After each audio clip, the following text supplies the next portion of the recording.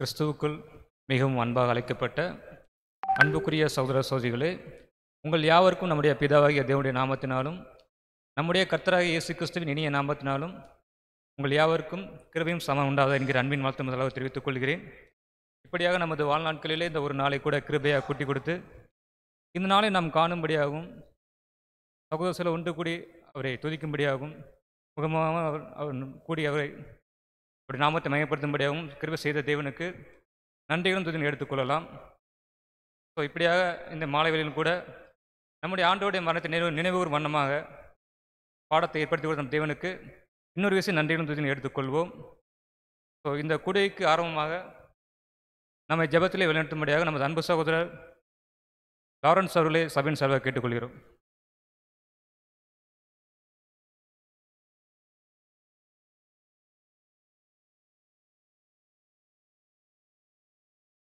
ஜெபம் செய்வோம்.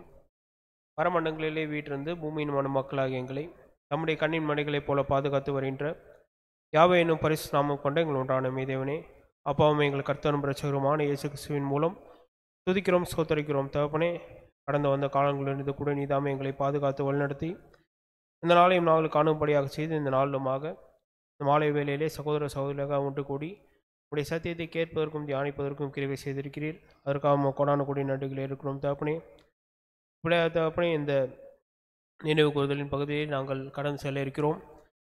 நாங்கள் நாங்களே நிர்ணயித்தறிந்து இந்த படத்திலும் தாட்சி அரசத்திலும் பங்குக்குள்ள இருக்கக்கூடிய பிள்ளைகளாக இருக்கிறதாக நீ தாமே எங்களை தகுதிப்படுத்திக் கொள்ளத்தக்கதாக இந்த நேரத்தை தந்திருக்கிறீர். இப்படியா தகப்பனே, கேட்கிற சத்தியங்களை நாங்கள் எங்களுடைய ஜீவியத்திலே பிரயோஜனப்படுத்தி கொண்டு அதற்கேற்ற பிள்ளைகளாக நாங்கள் எங்களுடைய ஆவிக்குரிய ஜீவியத்தில் வளரத்தக்கதாகவும் அனுதினமும் உங்களுடைய சத்தியத்திலையும் உம்முடைய பரிசாவினாலும் எங்களை பலப்படுத்தி வழிநடத்தும். எப்பொழுதும் தகப்பனே, கேட்கிறதுக்கான சத்தியத்தையும் நாங்கள் கேட்டு புரிந்து கொள்ளத்தக்கதான ஞானத்தையும் பரிசாவையும் தந்து வழிநடத்தும். தகப்பனே, இந்த கூட்டம் ஆரம்பம் முதல் முடிவு வரை உடைய தெய்வீக பிரசனம் எங்களோடு கூட இருந்து வழிநடத்தி ஆசீர்வதிக்க வேண்டுமாய் இந்த சிறிய ஜெபத்தை எங்கள் கண்மலி மீட்பெருமாய் இயேசு கிறிஸ்துவின் அற்புத நாமத்தில் உடைய பொற்பாதம் பணிந்து தாழ்மையோடு கெஞ்சி மன்றாடி பிரார்த்திக்கிறோம். எங்கள் ஜீவ நல்ல பிதாவே, ஆமென்.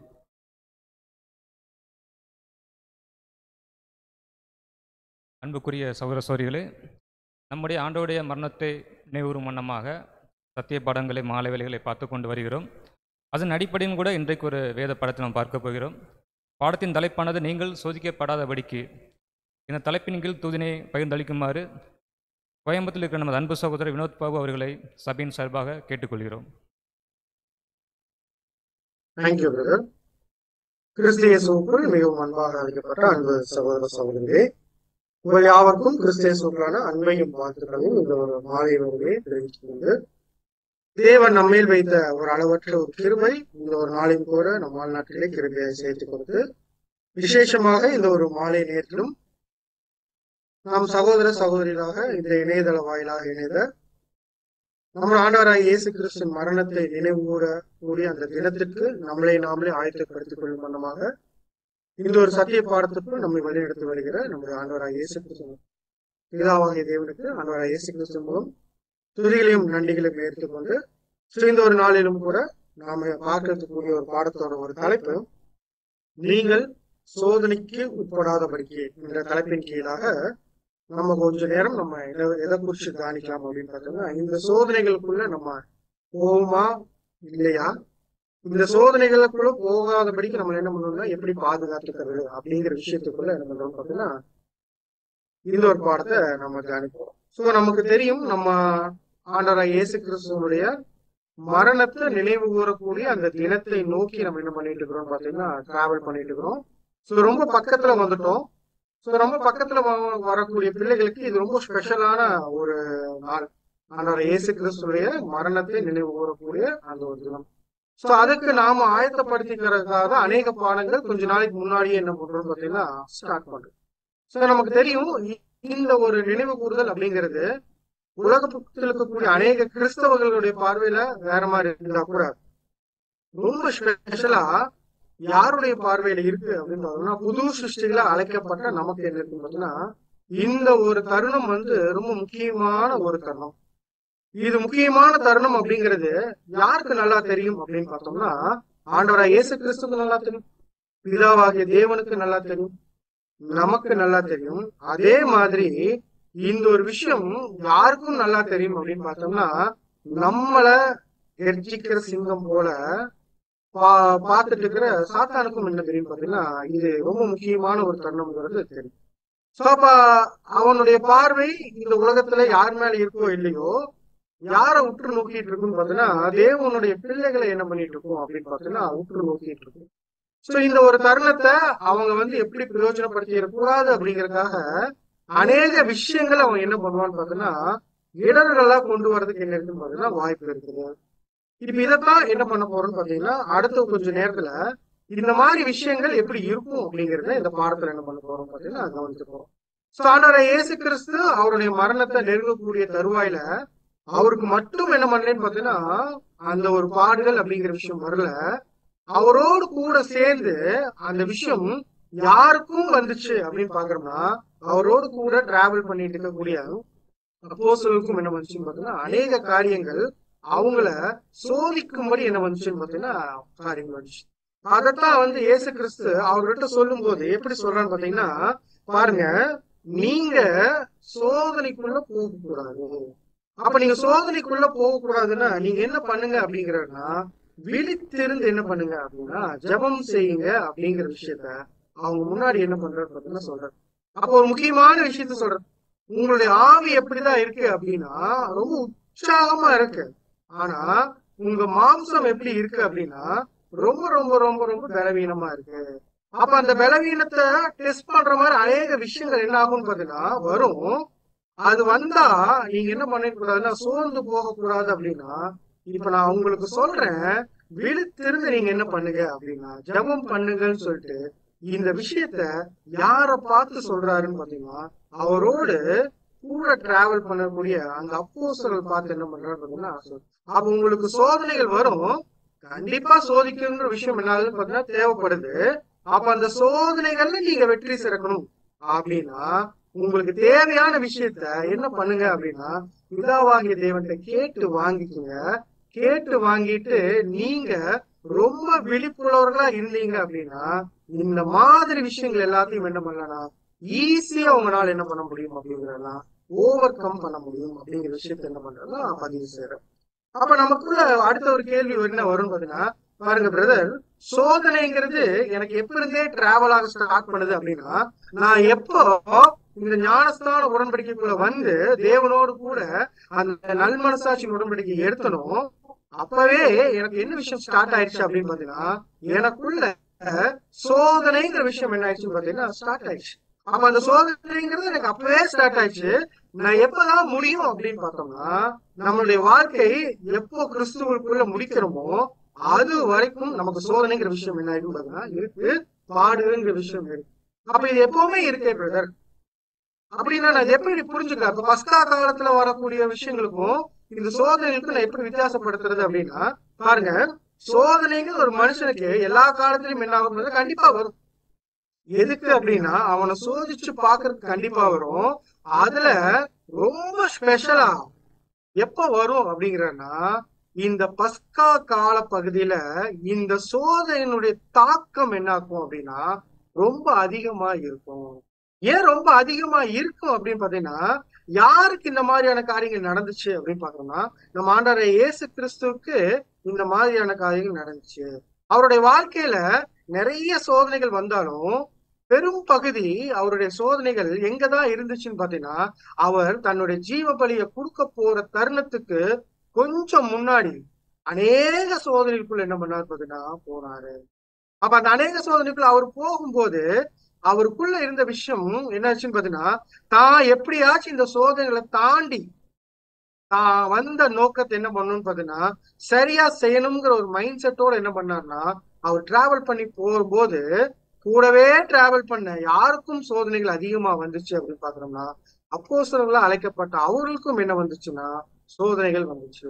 இப்ப அப்போஸ்தலர்களுக்கும் சோதனைகள் இருக்கு அப்படிங்கும் போது இதுல விசேஷமா சகோதரர் எப்படி தெரிவிக்கிறார் அப்படின்னு பார்க்கும்போது, நீங்க கண்டிப்பா எப்ப அதிக விழிப்புணர்வுகளா இருக்க வேண்டிய ஒரு தருணம் அப்படின்னா, நம்ம ஆண்டவராகிய இயேசு கிறிஸ்துனுடைய அந்த மரணத்தை நினைவு கூறக்கூடிய தினத்தை நீங்க எப்ப நெருங்கி வரீங்களோ அப்ப உங்களுக்குள்ள அநேக சோதனைகள் யாருக்கு வந்த மாதிரியே வரும்னு பாத்தீங்கன்னா, அன்னைக்கு அப்போஸ்தலர்களுக்குள்ள எப்படி வந்துச்சோ அதே மாதிரி நமக்கும் என்ன வரக்கு வாய்ப்பு இருக்குன்னா, இந்த சோதனைகள் அப்படிங்கிற விஷயம் எல்லாரும் வரதுக்கு வாய்ப்பு. இது அப்படியே நம்முடைய மூத்த சகோதரர் எழுதிட்ட ரீபிரின்ஸ்ல இருந்து என்ன பண்ணிக்கிறோம்னு பாத்தீங்கன்னா, இந்த ஒரு பாடத்தை நம்ம தயார் செஞ்சுக்கிறோம். ரீபிரின்ஸ் நம்பர் 3178. அதுல அடுத்து என்ன விஷயம் சொல்றேன்னு பாத்தீங்கன்னா, பாருங்க, பஸ்கா அப்படிங்கிறது ஒரு நிழல். இந்த நிழல்ல என்ன விஷயமும் இஸ்ரேல் ஜனங்களுக்குள்ள கொண்டு வந்தாங்க அப்படின்னா, இஸ்ரேல் ஜனங்கள் இந்த பஸ்காவை அங்க எகிப்துல அனுசரிக்கும் போது என்ன மனநிலைமையில இருந்தாங்களோ அதே மனநிலைமை எப்பவும் இருக்கணும்னு பாத்தீங்கன்னா, அவங்க கானான் தேசத்தை போய் அடைஞ்சதுக்கு அப்புறமும் என்னன்னா, அந்த நன்றி உணர்வு அவங்களுக்குள்ள இருக்கணுங்கிற எதிர்பார்ப்பு யாருக்குள்ள இருந்துச்சுன்னு பாத்தீங்கன்னா, தேவனுக்குள்ள இருந்துச்சு. அப்ப அங்க டிராவல் ஸ்டார்ட் பண்ணும்போது அவங்க ரொம்ப சந்தோஷமா தேவனை மகிமைப்படுத்தி பாட்டு பாடி என்ன பண்ணாங்கன்னு பாத்தீங்கன்னா, நன்றி செலுத்தினாங்க. எதுக்குன்னா, எங்களுக்கு இப்படி ஒரு விடுதலை என்ன பண்ணிக்கிறீங்க அப்படின்னா கொடுத்துருக்கீங்க அப்படின்னு சொல்லிட்டு.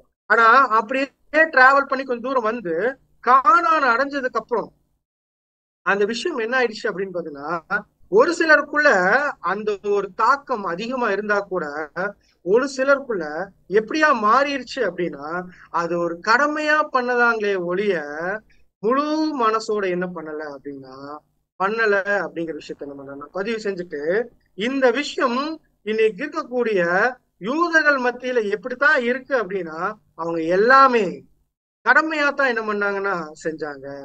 இப்ப இதே விஷயத்த இன்னைக்கு அப்படியே உலக கிறிஸ்தவர் கூட என்ன பண்றாரு பார்த்தீங்கன்னா, கம்பேர் பண்றாரு. ஏன் கம்பேர் பண்றாருன்னா, பாருங்க, உலக கிறிஸ்தவர்களும் என்ன செய்யறாங்க அப்படின்னா, அப்பம் பிட்குதல் அப்படிங்கிற விஷயத்த என்ன பண்றாங்கன்னா செய்யறாங்க.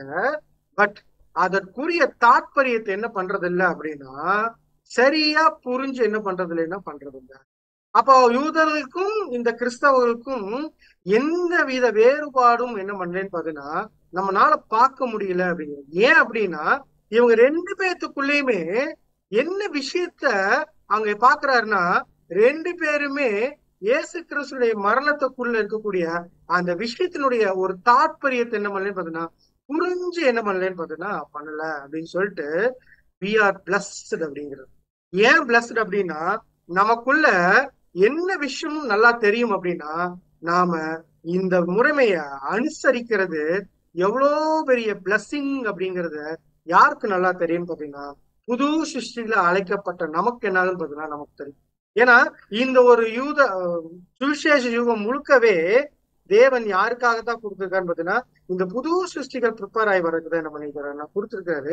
அப்ப இந்த புது சிருஷ்டிகளுக்கு இந்த ஒரு காலப்பகுதியில அவங்க செய்யக்கூடிய எல்லா விஷயமும் கிறிஸ்துவுக்காக ரொம்ப ஸ்பெஷலா என்ன ஆகும் பாத்தீங்கன்னா இருக்கும் அப்படின்னு சொல்லிட்டாங்க. சோ அப்ப இந்த புது சிருஷ்டிகளுக்கு இது ஸ்பெஷலா இருக்கும் போது டெஸ்டிங்கும் எப்படிதான் இருக்கும் அப்படின்னு பாத்தீங்கன்னா ரொம்ப ரொம்ப ரொம்ப ரொம்ப ஸ்பெஷலா இருக்கும். அதை எது மேற்கோள் காட்டுறாரு பாத்தீங்கன்னா, பாருங்க, ஆண்டவர் அவருடைய அந்த அப்போஸ்தலர் கூட அந்த அப்பமும் திராட்சரசமும் பானம் பண்றதுக்காக வரும்போது அதற்கு முன்னாடி இருந்து அநேக விஷயங்கள் என்ன பண்றாங்கன்னு பாத்தீங்கன்னா கடந்து வராங்க.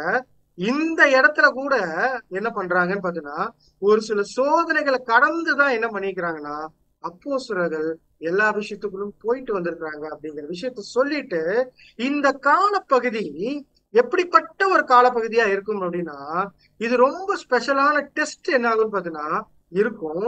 அந்த டெஸ்ட் எப்படி இருக்கும் அப்படின்னா 3 வகையில இருக்கும் அப்படின்ற. ஒண்ணு எப்படி இருக்குமாமா, ஒண்ணு அவங்க இடற மாதிரியான காரியங்கள் என்ன ஆகுமாமா நிகழும், இல்ல அவங்க மூலியமா, எக்ஸாம்பிள் என்னையும் சேர்த்துக்கிறேன் அப்படின்னா, ஏன் மூலியமா இன்னொருத்தர் இடறதுக்கும் என்ன இருக்குன்னு பாத்தீங்கன்னா வாய்ப்பு இருக்கும். இந்த ரெண்டும் இல்லாம மூன்றாவது ஒரு வாய்ப்பு எப்படி வருது அப்படிங்கிறன்னா, ஒரு கூட்டமே வெளியே போறதுக்கான வாய்ப்பும் எப்ப அமையும் அப்படின்னா இந்த ஒரு பஸ்கா கால பகுதியில என்ன ஆகும். அப்ப ரொம்ப ரொம்ப ரொம்ப ரொம்ப விழிப்புணர்வுகளா இருக்க வேண்டிய ஒரு தருணம் எப்ப அப்படின்னா, மிச்ச எல்லா நேரத்திலயும் இருந்தா கூட இந்த ஒரு பஸ்கா கால பகுதியில ரொம்ப ஸ்பெஷலான ஒரு டெஸ்ட் யாருக்குள்ள வரும் அப்படின்னு பாத்தீங்கன்னா புது சிருஷ்டிகளுக்கு என்ன ஆகும்னு பாத்தீங்கன்னா வரும். ஏன் அப்படின்னா புது சிருஷ்டிகளுக்கு மட்டும்தான் எதனுடைய தாற்பயம் நல்லா புரிஞ்சுக்கும் அப்படின்னா, தாங்கள் அனுசரிக்க போற இந்த ஒரு விஷயத்தினுடைய பிளஸ்ஸிங் எந்த அளவுக்கு இருக்குங்கிற விஷயம் யாருக்கு தெரியுமா, அவங்களுக்கு மட்டும் தெரியும். அப்ப சோதனைகளும் கண்டிப்பா யாருக்கு இருக்கும்னா அவங்களுக்கு இருக்கும். இதை எங்க எழுதியிருக்கான்னு பாத்தீங்கன்னா ரீப்ரின்ஸ் நம்பர் 2793ல சகோதரர்களுக்கு அநேக கடிதங்கள் வந்திருக்கு.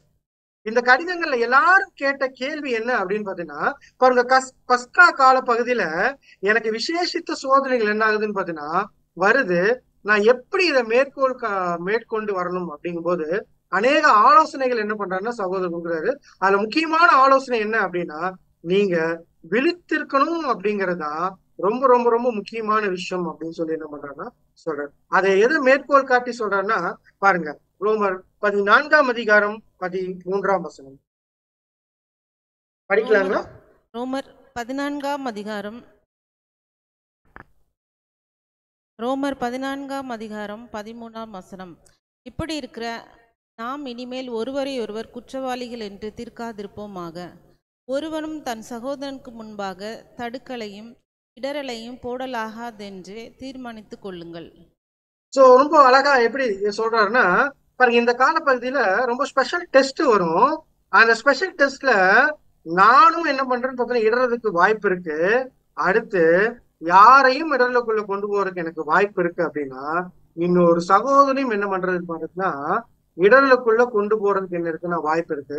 சோ நம்ம ரொம்ப விழிப்புள்ளவர்களா இருக்க வேண்டிய ஒரு காலப்பகுதி தான் எது அப்படின்னு பாக்குறோம்னா இந்த ஒரு பஸ்கா காலப்பகுதி. அப்ப நம்ம என்ன பண்ணணும் அப்படிங்கிறன்னா படிக்கலாம் பாருங்க. எபிரேயர் 2ஆம் அதிகாரம் 1ஆம் வசனம். எபிரேயர் 2ஆம் அதிகாரம் 1ஆம் வசனம்.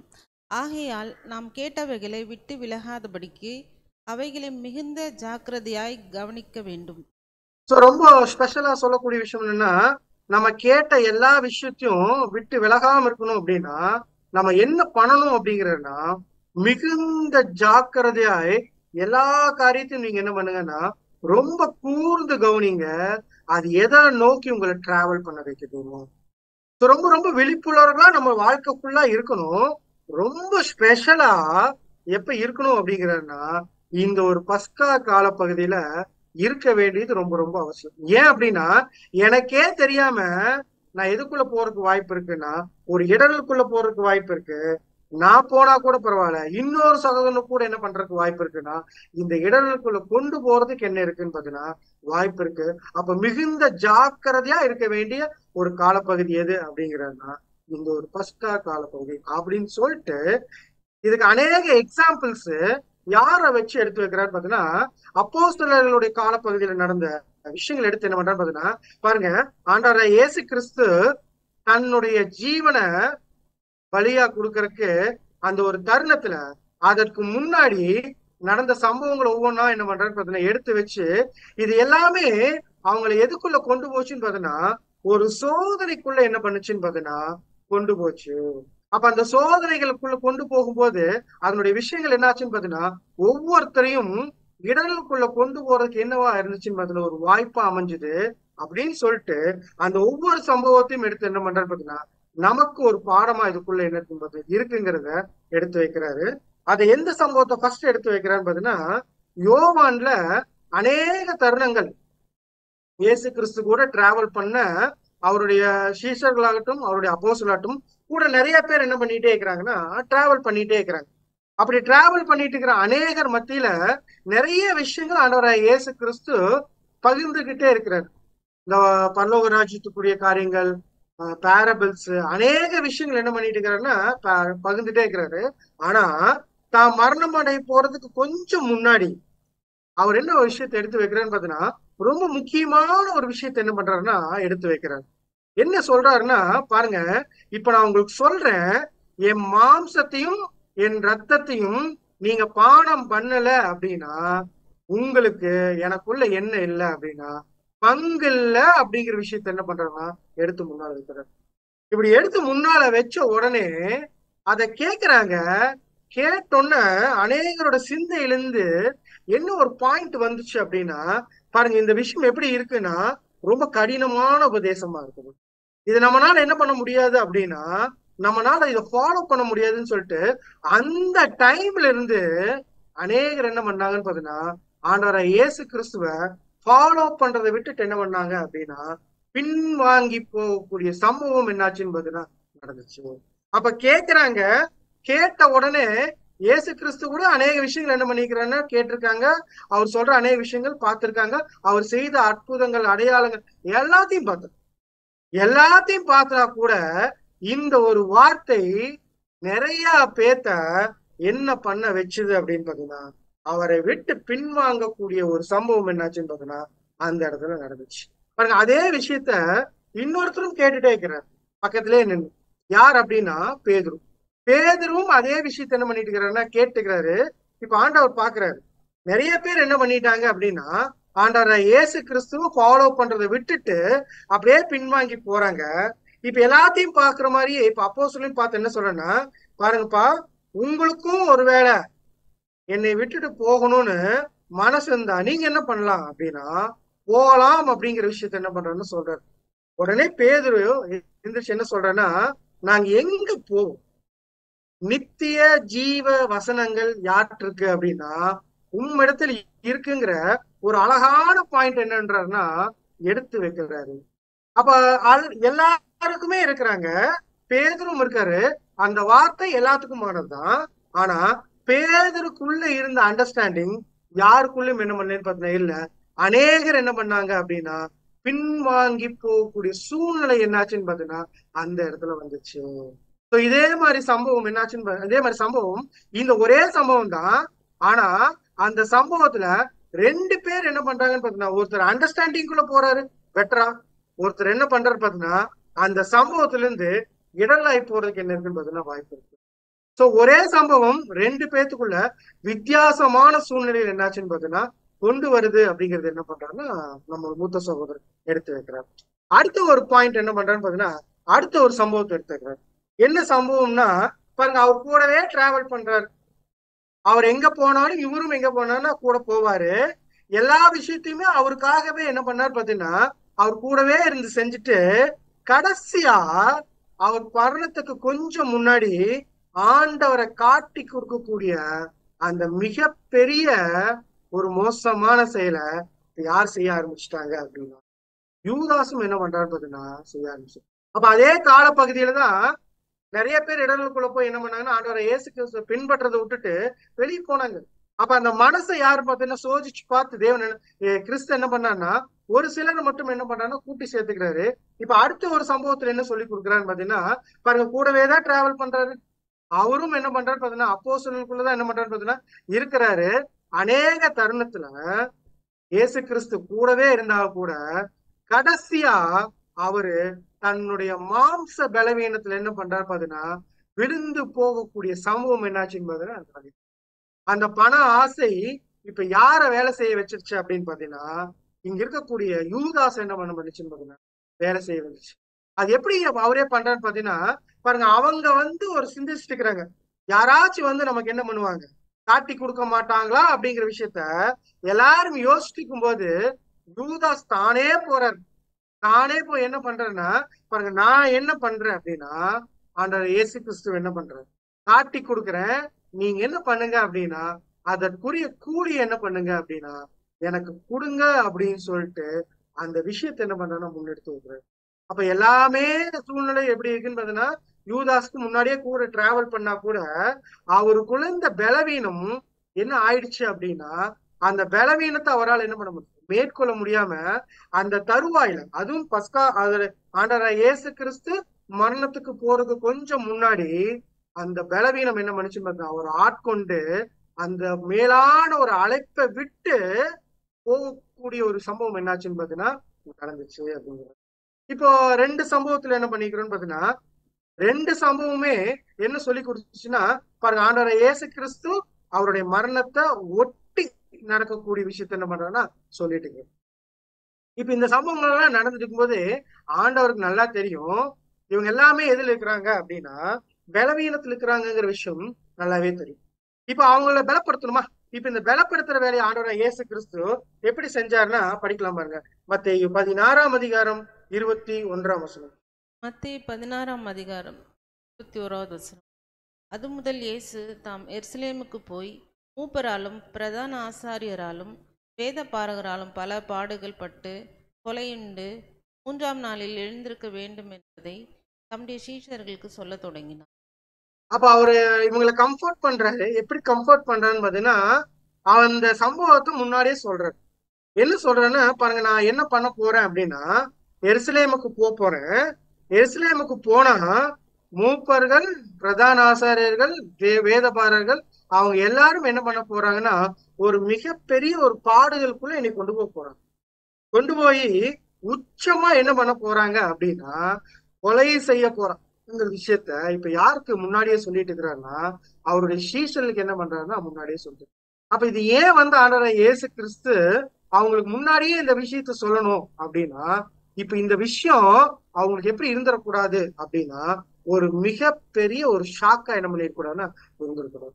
அவங்களுக்குள்ள நல்லா தெரியும், ஆண்டவராகிய இயேசு கிறிஸ்துவுக்கு இன்னும் இவங்களுக்கு என்ன கொடுக்கப்படலை அப்படின்னா, பரிசுத்த ஆவியினுடைய வழிநடத்தல் என்ன பண்ணப்படலை அப்படின்னா கொடுக்கப்படலை. அப்படிங்கும்போது இவங்க தன் நிமித்தம் என்ன பண்ணப்படுறதுக்கு வாய்ப்பு இருக்குன்னா, அநேக விஷயங்கள்ல இருந்து இடறதுக்கு என்ன இருக்குன்னு பார்த்தீங்கன்னா வாய்ப்பு இருக்கு. அப்ப அவங்க அந்த இடருக்குள்ள போகக்கூடாது அப்படின்னா, தன்னை குறிச்சதான ஒரு விஷயத்த அவங்களுக்கு தெளிவுபடுத்தணுங்கிற விஷயத்துலதான் ஆண்டவராகிய இயேசு கிறிஸ்து எல்லா விஷயத்துக்கும் முன்னாடியே அவருடைய மரணத்தை குறிச்சதான ஒரு விஷயத்தையும் என்ன பண்ணாருன்னா சொல்லிட்டார். ஆனா இப்படி சொல்லும் போதே ஒருத்தருக்கு என்ன ஸ்டார்ட் ஆயிடுச்சு அப்படின்னா, ஒரு டெஸ்ட் ஸ்டார்ட் ஆயிடுச்சு. இவர் சொல்லி முடிச்ச உடனே ஒருத்தர் எந்திரிச்சு என்ன சொன்னார்னா, நீங்கெல்லாம் என்ன பண்ணக்கூடாது, மரணத்துக்குள்ள போகக்கூடாது, நான் என்ன பண்ணாலும் சரி உங்களை மரணத்துக்குள்ள போறதுக்கு என்ன பண்ண மாட்டேன் அப்படின்னு பாத்தீங்கன்னா விட மாட்டேங்கிற விஷயத்த இப்ப யார் சொல்ல ஆரம்பிச்சுட்டாங்க அப்படின்னா, பேதுரு என்ன பண்ணாருன்னா சொல்ல ஆரம்பிச்சு. ஆண்டவர் சிம்பிளா சொல்லிட்டார், அப்பாலே போ சாத்தான். அப்போ இதே மாதிரி ஒரு சம்பவம் முன்னாள் நடந்துச்சு. அந்த சம்பவத்துல நற்சாட்சி பெற்றவர் யார் அப்படின்னா பேதுரு. அதே நற்சாட்சி பெற்ற பேதுரு அடுத்த ஒரு சம்பவம் நடக்குது. அந்த சம்பவத்துல அவர்னால என்ன பண்ண முடியல அப்படின்னா, நடக்கக்கூடிய சம்பவத்துல தன்ன நிலைமை என்ன பண்ண முடியல, அந்த புரிஞ்சு கொள்ள முடியாம ஆண்டவர்கிட்ட போய் என்ன பண்றாருன்னா, அவருக்கு எது விருப்பம் இல்லையோ அந்த விஷயத்த என்ன பண்ண ஆரம்பிச்சிட்டாரு அப்படின்னா பேச ஆரம்பிச்சிட்டாரு. கொஞ்ச நேரத்துக்கு முன்னாடிதான் அவர் என்ன பண்ணாரு பாத்தீங்கன்னா ரொம்ப புகழ்ந்து பேசியிருப்பார். ஆனா அதே பேதுரு கொஞ்ச நேரத்துக்கு பின்னாடி என்ன பண்றாரு பாத்தீங்கன்னா, ஆண்டவர்கிட்ட ஒரு மிகப்பெரிய ஒரு கடிந்து கொள்ளுதலும் என்ன பண்றாரு பாத்தீங்கன்னா பெற்றுக்கொண்ட சம்பவம் என்னாச்சுன்னு பாத்தீங்கன்னா நடந்துச்சு. அப்ப இந்த சம்பவங்கள் எல்லாமே என்ன சொல்லி கொடுக்குது அப்படின்னு பாத்தீங்கன்னா, அப்ப அந்த பஸ்கா கால பகுதியில ரொம்ப அதிகமான சோதனைகள் யாருக்குள்ள வந்துட்டு இருந்துச்சுன்னா இயேசு கிறிஸ்துக்குள்ள வந்துட்டு இருந்துச்சு. ஆனா இயேசு கிறிஸ்துக்கு மட்டுமல்ல, யாருக்கும் சம்பவங்கள் நடக்குது அப்படின்னு பாத்தீங்கன்னா, அவர் பின்னாடி போறக்கூடிய அப்போஸ்தலருக்கும் என்ன ஆகுதுன்னு பாத்தீங்கன்னா நடக்கிறத யார் எடுத்து சொல்லிட்டு இருக்கிறாங்க பாத்தீங்கன்னா, நம்முடைய மூத்த சகோதரர் என்ன பண்ணிட்டு இருக்காருன்னா ஒவ்வொன்னா என்ன பண்ணிட்டு இருக்கிறாருன்னா சொல்லிட்டு இருக்கிறாரு. சோ இப்படியே டிராவல் ஆகி போயிட்டு இருக்குது. டிராவல் ஆகி போயிட்டு இருக்கும்போது இப்ப அவங்க எல்லாருமே கேக்குறாங்க, இப்ப நாங்க எங்க போய் பஸ்காவை அனுசரிக்கிறதுக்கு நீங்க என்ன பண்றீங்க சொல்றீங்க அப்படின்னு அவர் மேல் வீட்டறை என்ன பண்றாரு பாத்தீங்கன்னா காமிக்கிறாரு. ஒரு சகோதரன் நீங்க ஊருக்குள்ள போங்க, ஒரு சகோதரன் என்ன பண்ணுவாருன்னு பாத்தீங்கன்னா அந்த குடத்தை எடுத்துட்டு போவாரு. நீங்க போய் அவர் பின்னால போங்க, போயிட்டு நீங்க கேளுங்க நாங்க எங்க அனுசரிக்கணும்னு அவர் பெரிய வீட்டை என்ன பண்ணுவார் அப்படின்னா காண்பிப்பார் அப்படிங்கிற விஷயத்த சொன்னாரு. அதே மாதிரி போனாங்க, வீடையும் கண்டுபிடிச்சிட்டாங்க, எல்லாம் ரெடி ஆயிடுச்சு. எல்லாரும் ரொம்ப ஆயத்தமா எங்க போய் உட்கார்ந்துட்டாங்க அப்படின்னா அந்த ஒரு சம்பவம், அந்த ஒரு பஸ்காவை அனுசரிக்கிறதுக்கு என்ன பண்றாங்கன்னு பாத்தீங்கன்னா போய் உட்கார்ந்தாச்சு. போய் உட்கார்ந்தவங்களுக்குள்ள ஒரு மிகப்பெரிய டெஸ்ட் ஒட்டுமொத்த அப்போஸ்தலருக்கும் என்ன ஆயிட்டேங்கன்னு பாத்தீங்கன்னா அந்த இடத்துல போயிட்டு அங்க எங்க வந்திருக்காங்க, என்ன விஷயத்துக்காக வந்திருக்காங்கிற விஷயத்தெல்லாம் மறந்துட்டு இப்ப எதை குறிச்சுதானே உங்களுக்கு ஒரு கவலை வந்துருச்சு அப்படின்னா, இப்ப நம்மளுக்குள்ள யாரு பெரியவங்களா இருப்பாங்க, அடுத்து யார் பெரியவங்களா இருப்பாங்கங்கிற அந்த சிந்தை இப்ப யாருக்குள்ள அதிகமா போயிட்டு இருக்கு அப்படின்னு பாத்தீங்கன்னா, அங்க இருந்த அப்போஸ்தலருக்குள்ள என்ன பண்ண ஆரம்பிச்சுன்னு பாத்தீங்கன்னா போக ஆரம்பிச்சு. அப்ப எங்க வந்திருக்காங்க அப்படிங்கறத மறந்துட்டாங்க, எதுக்குள்ள வந்திருக்காங்கிறத மறந்துட்டாங்க, என்ன செய்ய போறோங்கிறத மறந்துட்டாங்க. மறந்துட்டு எதை பத்தின ஒரு டிஸ்கஷன் அங்க போக ஆரம்பிச்சுச்சு பாத்தீங்கன்னா, இப்ப நம்மள யாரு பெரியவங்க, நம்மள யாரு பெரியவங்க இப்ப முக்கியமான விஷயங்கிறத என்ன பண்ண ஆரம்பிச்சாங்கன்னா டிஸ்கஸ் பண்ண ஆரம்பிச்சாங்க. இப்ப இந்த டிஸ்கஷனை ஆண்டவர் இயேசு கிறிஸ்து என்ன பண்றாருன்னா ரொம்ப கிளியரா புரிஞ்சுக்கிட்டார். ரொம்ப கிளியரா புரிஞ்சுக்கிட்டு இவங்களுக்குள்ள இந்த விஷயத்தினுடைய ஒரு தாக்கத்தையும் அது எந்த அளவுக்கு அவங்களுக்குள்ள இருந்து வெளியே போகணுங்கிறதையும் இப்ப ஆண்டவர் சொல்லி கொடுக்கணும் இல்லையா? சொல்லி கொடுக்கறதுக்கு அவங்களுக்கு அநேக விஷயங்கள் என்ன பண்றாரு பாத்தீங்கன்னா சொல்லி சொல்லி காமிச்சிட்டாரு. பட் இந்த ஒரு பாயிண்ட அவங்களுக்குள்ள எடுக்கணும்னா என்ன பண்ணி காமிச்சாதான் போகும் அப்படின்னா, ஒரு டெமான்ஸ்ட்ரேட் பண்ணி காமிச்சாதான் என்ன ஆகும் பாத்தீங்கன்னா போகும்னு சொல்லிட்டு அந்த இடத்துல என்ன ஒரு விஷயத்த செஞ்சு காமிக்க ஆரம்பிச்சாருன்னா, எந்த அளவுக்கு இந்த ஊழியத்தை இவங்க தாழ்மையா இருந்து செய்யணும் அப்படிங்கிற விஷயத்த என்ன பண்ணாருன்னா சொல்லி கொடுக்க ஆரம்பிச்சு. என்ன பண்ண ஆரம்பிச்சாரு அப்படின்னா, ஒண்ணும் பண்ணல. இப்ப இவரு என்ன பண்ணிட்டாருன்னா, இடுப்புல கச்சையை கட்டிட்டு பாத்திரத்துல தண்ணி எடுத்து ஒவ்வொருத்தர் பாதமா என்ன பண்ண ஆரம்பிச்சாரு அப்படின்னா கழுவ ஆரம்பிச்சார். அப்போ ஒருத்தர் பாதத்தை கழுவணும், தண்ணி என்ன பண்ணணும்னு பாத்தீங்கன்னா கொண்டு போய் வெளியே ஊத்திட்டு திரும்ப வந்து அடுத்தவங்களுடைய பாதத்தை என்ன பண்ணணும்னு பாத்தீங்கன்னா கழுவணும். இப்படி 12 பேத்துடைய பாதத்தையும் என்ன பண்ணிட்டு இருக்கிறாரு பாத்தீங்கன்னா கழுவி சுத்தப்படுத்தி என்ன பண்ணிக்கிறாருன்னா, இந்த விஷயம் எந்த அளவுக்கு இம்பார்ட்டன்ட் அப்படிங்கறது என்ன பண்ணிக்கிறாருன்னா சொல்லு. எப்படி சொன்னாருன்னா பாருங்க, போதகரும் ஆகிய நானே என்ன பண்றேன் அப்படின்னா உங்களுடைய பாதத்தை கழுவுறேன் அப்படின்னா நீங்க என்ன பண்ண ஆரம்பிக்கணும் அப்படின்னா ஒருவருடைய ஒருத்தர் பாதத்தை நீங்க கழுவணும் அப்படிங்கிற ஒரு முக்கியமான விஷயத்த என்ன பண்றாருன்னா, அப்ப இவங்களுக்குள்ள என்ன சோதனை வந்துச்சு அப்படின்னா தங்களுக்குள்ள யார் பெரியவங்கிற சோதனை இவ்வளவு நாள் வரல. இப்ப என்ன பண்ண ஆரம்பிச்சுதுன்னு பாத்தீங்கன்னா அவங்களுக்குள்ள வந்துச்சு. ஆண்டவரை இயேசு கிறிஸ்து அந்த பாயிண்ட் என்ன பண்றாரு பாத்தீங்கன்னா எடுத்து போடுறதுக்கு ஒரு டெமான்ஸ்ட்ரேஷன் காமிச்சு என்ன பண்றாருன்னா அதனுடைய முக்கியத்துவத்தை என்ன பண்றாருன்னா அவங்களுக்கு சொல்லிட்டாங்க. அப்ப 3 சோதனைகள் என்ன பண்ணிக்கிறேன்னு பாத்தீங்கன்னா கடந்து வந்திருக்கோம். 4வது சோதனை என்ன அப்படின்னா திரும்பவும் பிக்சருக்குள்ள யார் வராங்க அப்படின்னா பேதுரு. இப்ப இவருக்கு நல்லா தெரியும் இதுக்கப்புறம் என்னென்ன சம்பவங்கள் நடக்கும் அப்படிங்கறத. ஆண்டவரை இயேசு கிறிஸ்துக்குள்ள ஒரு தெளிவு என்ன ஆச்சுன்னு பாத்தீங்கன்னா இருந்துச்சு. அந்த தெளிவு இருந்தங்காட்டி தான் ஒரு பாயிண்ட யார் முன்னால வைக்கிறாருன்னு பாத்தீங்கன்னா அவர் முன்னால் வைக்கிறாரு. படிக்கலாம் பாருங்க, மத்தேயு 26ஆம் அதிகாரம் 33 முதல் 35 வசனம். மத்தேயு 26ஆம் அதிகாரம் 33 முதல் 35. பேதுரு அவருக்கு பிரதியுத்தரமாக, உமது நிமித்தம் எல்லாரும் இடரல் அடைந்தாலும் நான் ஒரு காலம் இடரல் அடையேன் என்றான். இயேசு அவனை நோக்கி, இந்த ராத்திரியிலே சேவல் கூவுகிறதுக்கு முன்னே நீ என்னை 3 தரம் மறுதலிப்பாய் என்று மெய்யாகவே உனக்கு சொல்கிறேன் என்றார். அதற்கு பேதுரு, நான் உம்மோடே மரிக்க வேண்டியதா இருந்தாலும் உம்மை மறுதலிக்க மாட்டேன் என்றான். சீஷர்கள் எல்லாரும் அப்படியே சொன்னார்கள். அப்ப எல்லாரும் என்ன சொல்றாங்க அப்படின்னா, இதுக்கப்புறம் நீங்க என்ன பண்ணுவீங்க அப்படின்னா உங்களுக்குள்ள ஒரு இடரல் உண்டாகும். அப்படி இடரல் உண்டாகும் சொன்ன உடனே பேதுரு இருந்துச்சு என்ன சொல்றாருன்னா, யார் வேணா என்ன பண்ணலாம், இடரலுக்குள்ள போலாம், ஆனா நான் என்ன பண்ண மாட்டேன், இடரலுக்குள்ள போக மாட்டேன். ரொம்ப ஸ்ட்ராங்கா என்ன பண்றேன்னு பாத்தீங்கன்னா தன்னுடைய அந்த ஒரு பாசிட்டிவ் பாயிண்ட் என்ன பண்றாருன்னு பாத்தீங்கன்னா ஆண்டவருக்கு முன்னாடி எடுத்து வைக்கிறாரு. அவர் ரொம்ப ரொம்ப சிம்பிளா ரிப்ளை பண்ணிட்டார். இன்னைக்கு சேவல் கூவுறதுக்கு முன்னாடி 3 தரம் நீ என்ன பண்ணுவ அப்படின்னா என்ன மறுதலிப்ப அப்படிங்கிற பாயிண்ட் என்ன பண்றாருன்னா எடுத்து வச்சார். இவர் மட்டும் இல்ல, எல்லாரும் என்ன சொல்றாங்கன்னு பாத்தீங்கன்னா நாங்களும் சொல்றோம் எல்லாரும் இடல் அடைவாங்க, நாங்க என்ன பண்ண மாட்டோம், இடல் அடைய மாட்டோங்கிற பாயிண்ட் என்ன பண்ணாங்கன்னா எடுத்து வச்சாங்க. ஆனா ஆண்டவரை இயேசு கிறிஸ்துவ கைதி பண்ணின உடனே என்னாச்சு அப்படின்னா எல்லாரும் அந்த இடத்துல இருந்து என்ன பண்றாங்க அப்படின்னா எல்லாரும் என்ன பண்றாங்க, இடல் அடைஞ்சு ஓடி போயிட்டாங்க. அப்ப அவங்களுடைய அந்த பாயிண்ட் ரொம்ப ஸ்ட்ராங்கா என்ன பண்ணாங்கன்னா பிலீவ் பண்ணாங்க, நாங்க என்ன பண்ண மாட்டோம் அப்படின்னா இடல் அடைய மாட்டோம் அப்படின்னு சொல்லிட்டு. ஆனா அந்த சிச்சுவேஷன்ஸ் வரும்போது அந்த சிச்சுவேஷன் என்ன பண்ண முடியலன்னு பாத்தீங்கன்னா அவங்களால ஃபேஸ் பண்ண முடியல. ஃபேஸ் பண்ண முடியாம ஒவ்வொருத்தரும் என்ன பண்றாங்கன்னு பாத்தீங்கன்னா அந்த இடத்துல இருந்து ஓடி போயிட்டாங்க. அதுல பேதுரு ரொம்ப ஸ்ட்ராங்கா சொன்னாரு, நான் என்ன பண்ண மாட்டேன் அப்படின்னா போக மாட்டேன்னு சொன்ன பேதுரு என்ன பண்ணிட்டான்னு பாத்தீங்கன்னா இடலுக்குள்ள போய் அவரும் என்ன பண்ணிட்டாருன்னா வெளியே போயிட்டார். இதை குறிச்சு சகோதரர் என்ன பண்றாருன்னா ஒரு சின்ன ஒரு பாயிண்ட் என்ன பண்றாருன்னா எழுதுறாரு. எங்க எழுதுறாருன்னா ரீஃபரன்ஸ் நம்பர் 4711ல இது எந்த அளவுக்கு பேதுருக்குள்ள ஒரு விஷயம் இருந்துச்சு அப்படிங்கிறது என்ன பண்றாருன்னா அந்த பேதுருக்குள்ள இருந்த காரியத்தை அப்படியே கொஞ்சம் எக்ஸ்பிளைன் பண்ணி என்ன பண்றாருன்னா எழுதுறாரு. நம்ம கொஞ்சம் பொறுமையா என்ன பண்ணலாம்னு பாத்தீங்கன்னா இந்த விஷயத்த நம்ம வாசிக்கலாம், படிக்கலாம் சிஸ்டர். உணர்ச்சி வசப்படும் பேதுரு, உமது நிமித்தம் எல்லாரும் இடரல் அடைந்தாலும் நான் ஒரு காலம் இடரல் அடையேன் என்று கூறுகின்றார். அந்தோ இந்த தைரியமுள்ள மனிதன் தனக்கு முன்பு வரவிருக்கும் பரீட்சைகள் மற்றும் இடர்பாடுகளின் வீரியத்தை எவ்வளவு குறைவாக மதிப்பிட்டு புரிந்து கொண்டுள்ளார். அப்போ பாயிண்ட் என்ன அப்படின்னா, அவருக்கு சொல்லும் போது இருந்த அந்த ஸ்ட்ராங்னஸ் பிராக்டிக்கலா அந்த டெஸ்ட் வரும்போது என்ன இல்லைன்னு பார்த்தோன்னா இல்லை. அவர்னால என்ன பண்ண முடியல அப்படின்னா, ஆண்டவராய் இயேசு கிறிஸ்துவ விட்டுட்டு போயிட்டாரு. போனவருக்குள்ள இருந்தாலும் சின்ன கலக்கம் என்ன ஆயிடுச்சுன்னு பார்த்தீங்கன்னா இருந்துச்சு. தொடர்ந்து என்ன பண்றாரு பார்த்தீங்கன்னா, பின்னாலேயே என்ன பண்றாரு, போறாரு.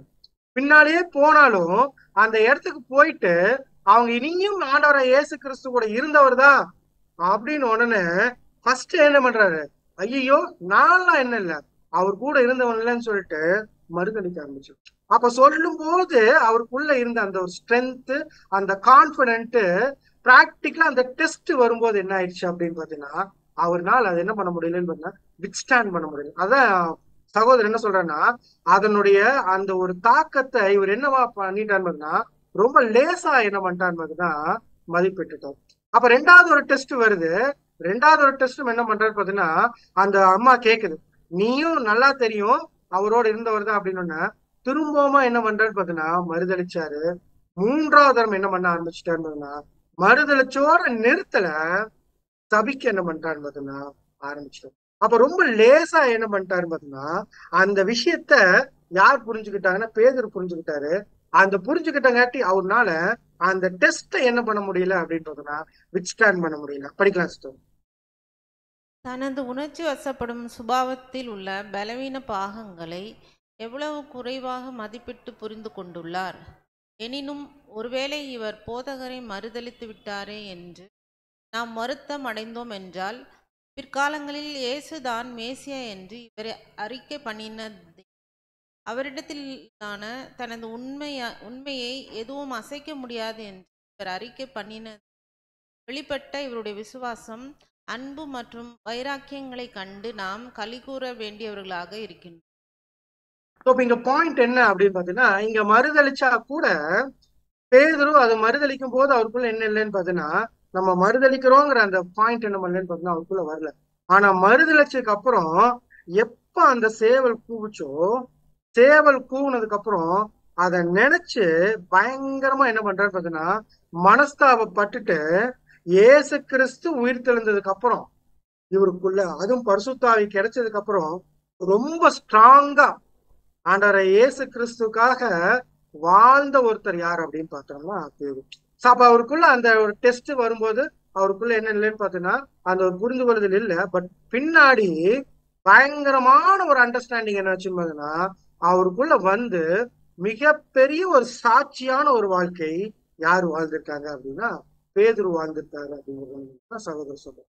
இப்படி எல்லா சம்பவங்களும் ஒவ்வொன்றன் பின்னொன்றா நடந்ததுக்கு அப்புறம் இப்ப யாரும் மரணத்துக்குள்ள போயிட்டாங்க அப்படின்னா, ஆண்டவரை இயேசு கிறிஸ்து என்ன பண்றாங்கன்னா மரணத்துக்குள்ள போயாச்சு. அது மிகப்பெரிய இடத்துல யாருக்கு மாறுச்சுன்னு பாத்தீங்கன்னா அப்போஸ்தலர் எல்லாத்துக்கும் மாறுச்சு. அவங்க எல்லாருமே என்ன பண்ணிட்டாங்கன்னு பாத்தீங்கன்னா, அவர் இயேசு கிறிஸ்து கூப்பிட்டு, உங்களை நான் என்ன பண்றேன் அப்படின்னா மனுஷங்களை பிடிக்கிற வாங்கப்பா அப்படிங்கிற விஷயத்த சொல்லித்தான் என்ன பண்ணாருன்னா கூப்பிட்டாரு. அந்த விஷயத்தெல்லாம் மறந்துட்டாங்க. அந்த விஷயத்தெல்லாம் மறந்துட்டு திரும்பவுமா எங்க போயிட்டாங்க அப்படின்னா, அவங்க முன்னாடி என்ன வேலை செஞ்சுட்டு இருந்தாங்களோ அந்த விஷயத்த போகிற அளவுக்கு என்ன பண்ணிட்டாங்கன்னு பார்த்தோன்னா அவங்களுக்குள்ள அந்த ஒரு சூழ்நிலைகள் என்னாச்சுன்னு பார்த்தோன்னா வந்துருச்சு. அந்த அளவுக்கு ஏதுவாய் என்ன பண்றாங்கன்னு பார்த்தோன்னா சோதனைக்கு உள்ளாக யார் போயிட்டு இருக்கிறாங்க அப்படின்னா அப்போஸ்தலர்கள் என்ன பண்றாங்கன்னா போயிட்டு இருக்கிறாங்க. அப்போ இயேசு கிறிஸ்துக்கு மாத்திரமல்ல, இப்ப யாருக்குள்ளேயும் சோதனைகள் வர்றதை நம்மளால கவனிக்க முடியுதுன்னு பார்த்தோம்னா அப்போஸ்தலர்களா அழைக்கப்பட்டு ஓடிட்டு இருக்கிற எல்லாத்துக்குள்ளயும் என்னாச்சுன்னு பார்த்தோம்னா சோதனைகள் வர்றதை கவனிக்க முடியும். அப்ப அவங்களுக்குள்ள என்ன ஒரு பாயிண்ட் பாக்குறோம் பார்த்தீங்கன்னா, இப்ப அவங்களுக்குள்ள என்ன இல்லைன்னு பார்த்தீங்கன்னா பரிசுத்தாவினுடைய அந்த வழிநடத்தல் இல்லாட்டியும் பின்னாடி அந்த பாயிண்ட புரிஞ்சுக்கிட்டு என்ன பண்றாங்கன்னா ரொம்ப ஸ்ட்ராங்கான ஒரு வாழ்க்கை வாழ்றாங்க. பட் நம்ம என்ன கவனிக்கிறோம் அப்படின்னா, அந்த சோதனை காலப்பகுதி ஆண்டவராகிய இயேசு கிறிஸ்துக்கு மாத்திரமல்ல யாருக்கும் இருந்துச்சு அப்படின்னா அப்போஸ்தலர்களுக்கும் இருந்துச்சு. அப்ப இந்த விஷயத்தை தான் யார் எழுதி வைக்கிறாங்க அப்படின்னா நமக்கு தேவன் ஒரு லெசன்ல எழுதி வைக்கிறார் அப்படிங்கும்போது நம்ம புரிஞ்சுக்க வேண்டிய பாயிண்ட் என்னன்னா, நமக்கும் விசேஷித்த சோதனைகள் எப்ப வர்றதுக்கு வாய்ப்பு இருக்கு அப்படின்னா, இந்த ஒரு பஸ்கா கால பகுதியில் என்ன இருக்குன்னு பார்த்தோம்னா வர்றதுக்கு வாய்ப்பு இருக்கு. அப்ப அடுத்து நம்ம என்ன கவனிக்க போறோம்னா, இதே கால பகுதியில தான் யாருக்கு அதிகப்படியான சோதனைகள் வந்துச்சு அப்படின்னா, நம்ம ஆண்டவராகிய இயேசு கிறிஸ்துவுக்கும் அதிகப்படியான சோதனை என்னாச்சுன்னு பார்த்தீங்கன்னா வந்துச்சு. அதை குறிச்சு அவரே சொல்றாரு. படிக்கலாம் பாருங்க. மத்தேயு 26ஆம் அதிகாரம் 38ஆம் வசனம். மத்தேயு 26ஆம் அதிகாரம் 38ஆம் வசனம். அப்பொழுது அவர், என் ஆத்துமா மரணத்துக்கு ஏதுவான துக்கம் கொண்டிருக்கிறது, நீங்கள் இங்கே தங்கி என்னோட கூட விழித்திருங்கள் என்று சொல்லி. அப்ப அவருக்குள்ள என்ன ஒரு பாயிண்ட் இருக்குன்னா, பயங்கரமான ஒரு துக்கம் என்ன ஆயிடுச்சுன்னு பார்த்தீங்கன்னா வந்துருச்சு. இந்த துக்கத்தை அவர் என்ன பண்றாரு பார்த்தீங்கன்னா வெளிப்படுத்திட்டு, இவங்களை பார்த்து அப்போஸ்தலர் பார்த்து என்ன சொல்றேன்னா, என்னோடு கூட நீங்களும் என்ன பண்ணுங்க பார்த்தீங்கன்னா விழித்திருங்கள் அப்படிங்கிற அந்த பாயிண்ட் என்ன பண்றேன்னா, தனக்கு மட்டும் பத்தாது, யாருக்கும் வேணும் அப்படிங்கிற விஷயத்த சொல்லிட்டு இருக்கிறேன்னா, தன்னோட டிராவல் பண்ணக்கூடிய அந்த அப்போஸ்தலருக்கும் என்ன பண்றாருன்னா வேணும்னு சொல்லிட்டு, இதுக்கப்புறம் தனக்கு என்ன நடக்கும் அப்படிங்கறது என்ன பண்றாருன்னா அவர் சொல்றாரு. அது எப்படி சொல்றாருன்னா பாருங்க, எனக்கு நல்ல ஒரு அண்டர்ஸ்டாண்டிங் இருக்கு. தேவன் எனக்கும் ஒரு பாயிண்ட் பண்ணிக்காரனா வச்சிருக்கிறார். அது எப்படி சொல்றேன்னா, நான் முழுக வேண்டிய ஒரு ஸ்தானம்னு ஒரு விஷயம் இருக்குன்னா இருக்கு. அது முடியிற வரைக்கும் நான் எவ்வளவு வேணும் என்ன பண்ண போறேன்னா, ஒரு நெருக்கமான சூழ்நிலைக்குள்ள என்ன பண்றேன்னு பார்த்தீங்கன்னா போக போறேன். அப்ப இங்க இருந்து ஆண்டவர் நல்லா புரிஞ்சுக்கிட்டாரு, தனக்கு அதிகப்படியான ஒரு சோதனைகள் என்ன ஆச்சுன்னு பார்த்தீங்கன்னா இருக்கு. அப்ப இந்த சோதனைகளை எல்லாத்தையும் நான் என்ன பண்ணணும்னு பார்த்தீங்கன்னா வெற்றி சிறந்தா தான் என்னுடைய பலி எப்படி இருக்கும் அப்படின்னா, புளிப்பில்லாத ஜீவ பலியா என்ன இருந்து யாருடைய சந்ததி போகும் அப்படின்னா நம்முடைய பிதாவாகிய தேவனுடைய சந்ததி போகுங்கிற விஷயம் என்ன ஆகுதுன்னா, ரொம்ப அழகான ஒரு அண்டர்ஸ்டாண்டிங் யாருக்குள்ள இருந்துச்சுன்னு பார்த்தீங்கன்னா ஆண்டவராகிய இயேசு கிறிஸ்துக்குள்ள இருந்துச்சு. சோ அப்ப இங்க இருந்து அவருக்கு டெஸ்ட் ஸ்டார்ட் ஆகுது. டெஸ்ட் எங்கேயே ஸ்டார்ட் ஆயிடுச்சுன்னு பார்த்தீங்கன்னா கெத்செமனேல என்னாச்சுன்னு பார்த்தீங்கன்னா ஸ்டார்ட் ஆயிடுச்சு. அவருக்கு எங்க எருசலேமுக்குள்ள வரும்போதே என்ன ஆயிடுச்சுன்னு பார்த்தீங்கன்னா டெஸ்ட்ங்கிற விஷயம் என்னாச்சுன்னு பார்த்தீங்கன்னா ஸ்டார்ட் ஆயிடுச்சு. அங்கிருந்தே அநேக விஷயங்கள் என்ன பண்ணிட்டு இருக்கிறாருன்னா ஒன்றன் பின் ஒன்றா அவர் என்ன பண்றாருன்னா மேற்கோள் கண்டுக்கு வந்துட்டு இருக்கிறாரு. இப்போ அதிகப்படியான ஒரு சோதனைக்குள்ள யாருக்குள்ள போக போறாங்க அப்படின்னா ஆண்டவர் அந்த கெத்செமனேல இருந்து போறாங்கிறது என்ன பண்ணணும்னு பார்த்தீங்கன்னா புரிஞ்சுக்கிட்டாரு. அப்ப அந்த கெத்செமனேல இருந்து அவருக்கு என்ன வரப்போகுது அப்படின்னா மிகப்பெரிய ஒரு டெஸ்ட் என்ன பண்ண போகுதுன்னு பார்த்தீங்கன்னா வருது. அந்த டெஸ்ட யார் ஜெயிக்கிறாங்க அப்படின்னா ஆண்டவர் ஜெயிச்சுட்டு என்ன சொல்றாருன்னா, நீங்களும் யாருடைய பாதசோட பின்பற்றி வாங்க அப்படிங்கிறன்னா என்னுடைய பாதசோட நீங்க என்ன பண்ணுங்கன்னா பின்பற்றி வாங்கங்கிற அந்த முக்கியமான பாயிண்ட் என்ன பண்றாங்கன்னா எடுத்து வச்சுட்டு, இந்த டெஸ்ட் எல்லாமே அதிகமா ஆண்டவருக்கு எப்ப வருது அப்படின்னா அவருடைய மரணத்துக்கு கொஞ்சம் முன்னாடி என்ன பண்ணுதுன்னு பார்த்தீங்கன்னா வருது. அது எப்படி வந்துச்சு அப்படின்னா ரொம்ப சிம்பிளாலாம் வரல, ரொம்ப ஹார்டா இருந்துச்சு. எப்படி ஹார்டா இருந்துச்சுன்னா, ஒரு மனுஷன் நான் எந்த அளவுக்கு பாவம் இல்லாதவரை அங்க நிக்கிறாரோ அந்த பாவம் இல்லாத ஒரு மனுஷனை பாவம் உள்ள மனுஷன் என்ன பண்றான்னு பாத்தீங்கன்னா நிந்திக்கிறான், துன்பப்படுத்துறான், பல விதமான தீமையான முறையில் என்ன பண்றான்னு பாத்தீங்கன்னா செய்யறான். எல்லாத்தையும் என்ன பண்றாருன்னா ரொம்ப அழகா யார் மேற்கொண்டு வராங்க அப்படின்னா ஆண்டவராகிய இயேசு கிறிஸ்து என்ன பண்றாருன்னு மேற்கொண்டு வர்றாரு. ரொம்ப சிம்பிளான ஒரு எக்ஸாம்பிள்னோட நம்ம பார்க்கணும் அப்படின்னா, அவர் பேசிட்டு இருக்கும் போது பலான்னு ஒருத்தர் என்ன பண்றாருன்னா அவரை அரைஞ்சு இப்படியா நீ என்ன பண்ணுவ உத்தரவு சொல்லுவ அப்படிங்கும் போது அவர் எந்த வித ஒரு ஒரு கலக்கமும் இல்லாம ரொம்ப அருமையா என்ன பண்றாரு பாத்தீங்கன்னா அந்த ஒரு பாயிண்ட் எடுத்து என்ன பண்றாரு, என்கிட்ட என்ன தப்பு இருக்கு நீ சொல்லுப்பா அப்படின்னு சொல்லி என்ன பண்றாருன்னா மேற்கொள். அப்போ எல்லா தருணத்திலும் அவருக்கு நல்லா தெரியும் இங்க இருந்து நமக்கு என்ன இருக்குன்னு பாத்தீங்கன்னா பாயிண்ட் ரொம்ப ஸ்ட்ராங்கா நமக்கு எதிராக என்ன ஆகுன்னு பாத்தீங்கன்னா வரும். நம்ம என்ன சோதனைகள் வந்தாலும் நாம எப்படி இருக்கணும் பாத்தீங்கன்னா அந்த மயிர் கத்திக்கிற ஆடு எப்படி சத்தம் இடாம இருக்குமோ அதே மாதிரி நாம என்ன பண்ணணும் பாத்தீங்கன்னா இருக்கணுங்கிற அந்த மைண்ட் செட்டை யாரு கிளியரா வச்சிருக்காங்க அப்படின்னா ஆண்டவர் இயேசு கிறிஸ்து வச்சிருக்காரு. அதனாலதான் அவர் பார்த்து துப்புறாங்க, கோபம் வரல. அவர் அடிக்கிறாங்க, கோபம் வரல. குட்டுறாங்க, கோபம் வரல. என்ன விஷயத்த சொன்னாலும் அவருக்கு என்ன வரல அப்படின்னா கோபமே வரல. அவருக்குள்ள இருந்த பாயிண்ட் என்னன்னா, நான் இந்த ஒரு விஷயத்த பரிசுத்தமா என்ன பண்ணணும்னு பாத்தீங்கன்னா செய்து முடிக்கணுங்கிற அந்த முழு மனசு யாருக்குள்ள இருந்துச்சுன்னு பாத்தீங்கன்னா ஆண்டவர் இயேசு கிறிஸ்துக்குள்ள இருந்துச்சு. இது அப்படியே அப்போஸ்தலர் பார்த்துட்டு தான் என்ன சொல்றாங்கன்னா ஜீசஸ் அவர் பாஸ்வேர்ட். இப்போ அவர் என்ன பண்றாருன்னா ரொம்ப சரியா அந்த ஒரு டெஸ்ட் எல்லாம் என்ன பண்றாருன்னா பாஸ் பண்ணி என்ன பண்றாருன்னா ஜெயிக்கிறாரு. அப்ப இந்த டெஸ்ட் எல்லாம் ஆண்டவராகிய இயேசு கிறிஸ்து எதுக்கு வருது அப்படின்னா, எரேமியா எரேமியால ஒரு வசனம் படிச்சோம், ஏசாயால ஒரு வசனம் படிச்சோம். என்ன வசனம்னா, பட்ட பாடுகளினாலே என்ன பண்றாரு பாத்தீங்கன்னா ஒரு கீழ்ப்படிதலுக்குள்ள என்ன பண்ணிருக்காருன்னா ஆண்டவராகிய இயேசு கிறிஸ்து போயிருக்கிறாரு. அப்ப அந்த கீழ்ப்படிதல்ங்கிற விஷயத்த எந்த அளவுக்கு காண்பிக்கணும் அப்படிங்கிறதுக்காகத்தான் இத்தனை டெஸ்டும் யாருக்குள்ள வந்துச்சு அப்படின்னா ஆண்டவராகிய இயேசு கிறிஸ்துக்குள்ள வருது. அப்படிங்கும்போது இப்ப ஆண்டவர் தலையா இருந்து என்ன பண்றாருன்னா அவருடைய அந்த விஷயத்த செஞ்சுட்டு போயிட்டாரு. அப்ப ஆண்டவரோட தேவனுடைய திட்டம் முடிஞ்சிருச்சு அப்படின்னா என்ன ஆயிருக்குன்னு பாத்தீங்கன்னா ஒட்டுமொத்த உலகம் என்ன ஆயிருக்கும் அப்படின்னா ரட்சிப்புக்குள்ள வந்திருக்கும். ஆனா தேவன் அப்படி என்ன பண்ணல அப்படின்னா அந்த திட்டத்தை வைக்கல. அப்ப யாரு கூட சேர்த்து வச்சிருக்காருன்னு பாத்தீங்கன்னா கிறிஸ்துவோடு கூட யாருக்குள்ளயும் ஒரு பங்கு வச்சிருக்கிறார் அப்படின்னு பார்க்கும்போது சபைக்கும் என்ன பண்ணிருக்கிறாருன்னு பாத்தீங்கன்னா அந்த பங்கு வச்சிருக்கிறாரு. அந்த சபைக்கும் உள்ள பங்கை எப்படி சொல்றாருன்னு பாத்தீங்கன்னா, நான் ஜெயம் கொண்டு என் பிதாவுடைய சிங்காசனத்தில் உட்கார்ந்தது போல ஜெயம் கொள்றவங்க யாரோ. அப்ப ஜெயம் கொள்றதுன்னு என்னன்னு பாத்தீங்கன்னா உலகத்துல அநேக சோதனை வரும். விசேஷமா எப்ப வரும் அப்படின்னு பாத்தீங்கன்னா என்னுடைய அந்த மரணத்தை நீங்க நினைவு கூறக்கூடிய அந்த ஒரு தருணத்துல என்ன ஆகும்னு பாத்தீங்கன்னா அநேக சோதனைகள் வரும்.